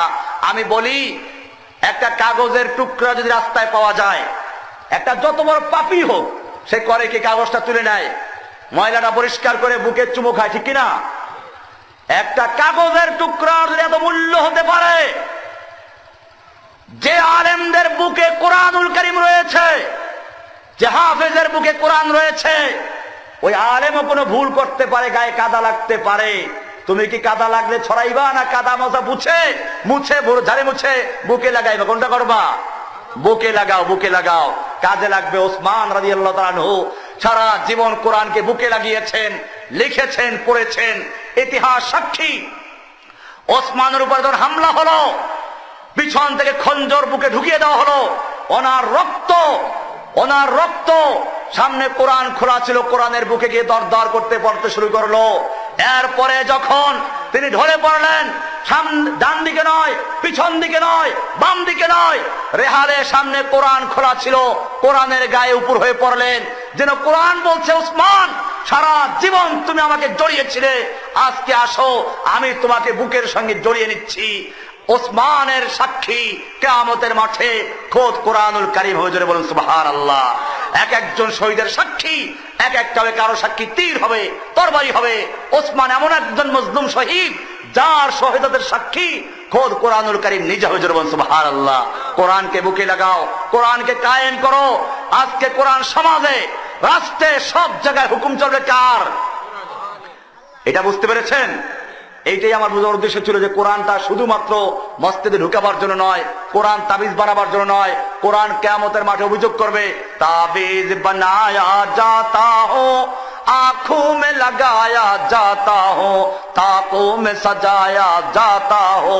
কোরআন কিয়ামতে বলবে রব্বে আলামিন আমাকে দিয়ে তাবিজ বানায় গলায় ঝুলাইতো, আমাকে দিয়ে খালি জিনবুত ছাড়াইতো, আমাকে সুন্দর গিলাপে লাগাইয়া তারপরে তাকে সাজাই রাখতো, আমাকে চুমু খাইতো খালি, আমার বিধান মানতো না। ও মুসলমান শুনে রেখো, তোমার ঘরে যদি একজন মেহমান আসে, অর্ধেকটা দরজার ভিতরে অর্ধেকটা বাইরে, তুমি বলবা ওই বেটা বেঢঙ্গা, হয়তো পুরো বাইরা না ভিতরে ঢোক। ঠিক তেমনি ভাবে আল্লাহ বলছেন উদখুলু ফিস সিলমি কাফাতান, ও মুসলমান ইসলামে পরিপূর্ণভাবে প্রবেশ করো। অর্ধেক মানবো অর্ধেক মানবো না, আদালতে মানবো না, মসজিদে মানবো, এইরকম চলবে না, গোজামিল চলবে না। আফাতুমিনুনা বিবাদিল কিতাবে ওয়া তাকফুরুনা বিবাদ, তোমরা কিছু মানবা কিছু মানবা না, এটা চলবে না। আল্লাহ রাকাতে বলছেন যারা বলে ওয়ায়াকুলুনা নুমিনু বিবাদ ওয়া নাকফুরু বিবাদ ওয়া ইউরিদুনা আন ইয়াত্তাখিযু বাইনা যালিকা সাবিলা উলাইকা হুমুল কাফিরুন হাক্কা, যারা কিছু মানবে কিছু মানবে না, মাঝখানে আরেকটা তৃতীয় রাস্তা তৈরি করবে, কিছু ইসলাম কিছু ইংরেজ মিলাইয়া একটা মধ্যমপন্থী রাস্তা তৈরি করবে। ওয়া ইউরিদুনা আন ইয়াত্তাখিযু বাইনা যালিকা সাবিলা, এই দুইয়ের মাঝখানে যারা আরেকটা তৃতীয় রাস্তা তৈরি করতে চায়, আল্লাহ বলছেন উলাইকা হুমুল কাফিরুন হাক্কা, ওরা একবার হক কাফের। ওরা কি? সূরা নিসার 150 151 নম্বর আয়াত পরিষ্কার বলা আছে উলাইকা হুমুল কাফিরুন হাক্কা, এরা হক কাফের। আমরা পিওর মুসলিম হতে চাই, ঠিক কিনা? ইনশাআল্লাহ। আল্লাহ তাআলা আমাদের তৌফিক দান করুন। এই সময়টা আসলে আমার সময় না, এই জন্য কথা এলো হলো, তারপরে যে পোকা ডিস্টার্ব করছে, মাইকে ডিস্টার্ব করছে, গলাটা সব শেষ করলে কালকে জুমা পড়াইতে হবে, জুমার পরে একটা বক্তব্য আছে এক জায়গায়, এরপরে আবার আরেকটা মাহফিল আছে, এইভাবে তো শেষ করা সম্ভব না। এই জন্য অনেক জরুরি কথা এখনো ছিল, কারণ এই সমাজে অনেক বেদাত আছে, মানুষেরা বেদাত করে সওয়াবের কাজ মনে করে। কি মনে করে? আপনি কালকে সকালে গেলে বেদাতি মৌলবীরা বলবে কি, আরে বেদাত কি, সব বেদাত বেদাত নাকি? এই যে মাইক নবীর যুগে ছিল না, উনি ওয়াজ করে গেলেন, মোবাইল নবীর যুগে ছিল না, প্লেন ছিল না, উনি ওয়াজ করতে গেলেন প্লেনে করে, এই যে বেদাত না? আরে বেটা, এইটা যদি বেদাত হয় তাহলে তুইও বেদাত, আমিও বেদাত, তোর বাপ বেদাত, তোর মা বেদাত, আমরা বেদাত। কি জন্য? নবীর যুগে কেউ ছিলাম না, তো নবীর যুগে কেউ ছিল না, সব বেদাত হলে এই বেদাত না। বেদাত কাকে বলে বুঝতে হবে। বেদাত হচ্ছে আল্লাহর নবীর যুগে যেটা ইবাদত রূপে ছিল না, ওই রকম কোন নতুন ইবাদত সওয়াবের উদ্দেশ্যে তৈরি করার নাম কি? ইবাদত তৈরি করা। মোবাইল কোন ইবাদত করি না, মাইক কোন ইবাদত না, প্লেন কোন ইবাদত না। ইবাদত কি? ইবাদত হচ্ছে 3 দিনা মিলাদ, 40 মিলাদ, মিলাদ মিলাদ, দোকান শুরু করার সময় মিলাদ, আর পরে ভেজাল মাল বিক্রি করে, হারাম মাল বিক্রি করে, চোরা কারবারি করে, শুরু করলো মিলাদ দিয়া, সিনেমা হল শুরু করে মিলাদ দিয়া। ও মুসলমান, এই সমস্ত হলো বেদাত। এই বেদাত গুলো বর্জন করো, আল্লাহর নবীর সুন্নাহকে ধারণ করো। আল্লাহ সুবহানাহু ওয়া তাআলা আমাদের সকলকে বিষয়গুলোকে বুঝার এবং আমল করার তৌফিক দান করুন। ওয়া আখিরু দাওয়ানা আনিল হামদুলিল্লাহি রাব্বিল আলামিন। সুবহানাল্লাহি বিহামদিহি, সুবহানাকাল্লাহুম্মা বিহামদিকা, আশহাদু আল লা ইলাহা ইল্লা আনতা, আস্তাগফিরুকা ওয়া আতুবু ইলাইক। আসসালামু আলাইকুম ওয়া রাহমাতুল্লাহি ওয়া বারাকাতুহু। এবং আমল করার তৌফিক দান করুন। ওয়া আখিরু দাওয়ানা আনিল হামদুলিল্লাহি রাব্বিল আলামিন। সুবহানাল্লাহি বিহামদিহি, সুবহানাকাল্লাহুম্মা বিহামদিকা, আশহাদু আল লা ইলাহা ইল্লা আনতা, আস্তাগফিরুকা ওয়া আতুবু ইলাইক। আসসালামু আলাইকুম ওয়া রাহমাতুল্লাহি ওয়া বারাকাতুহু।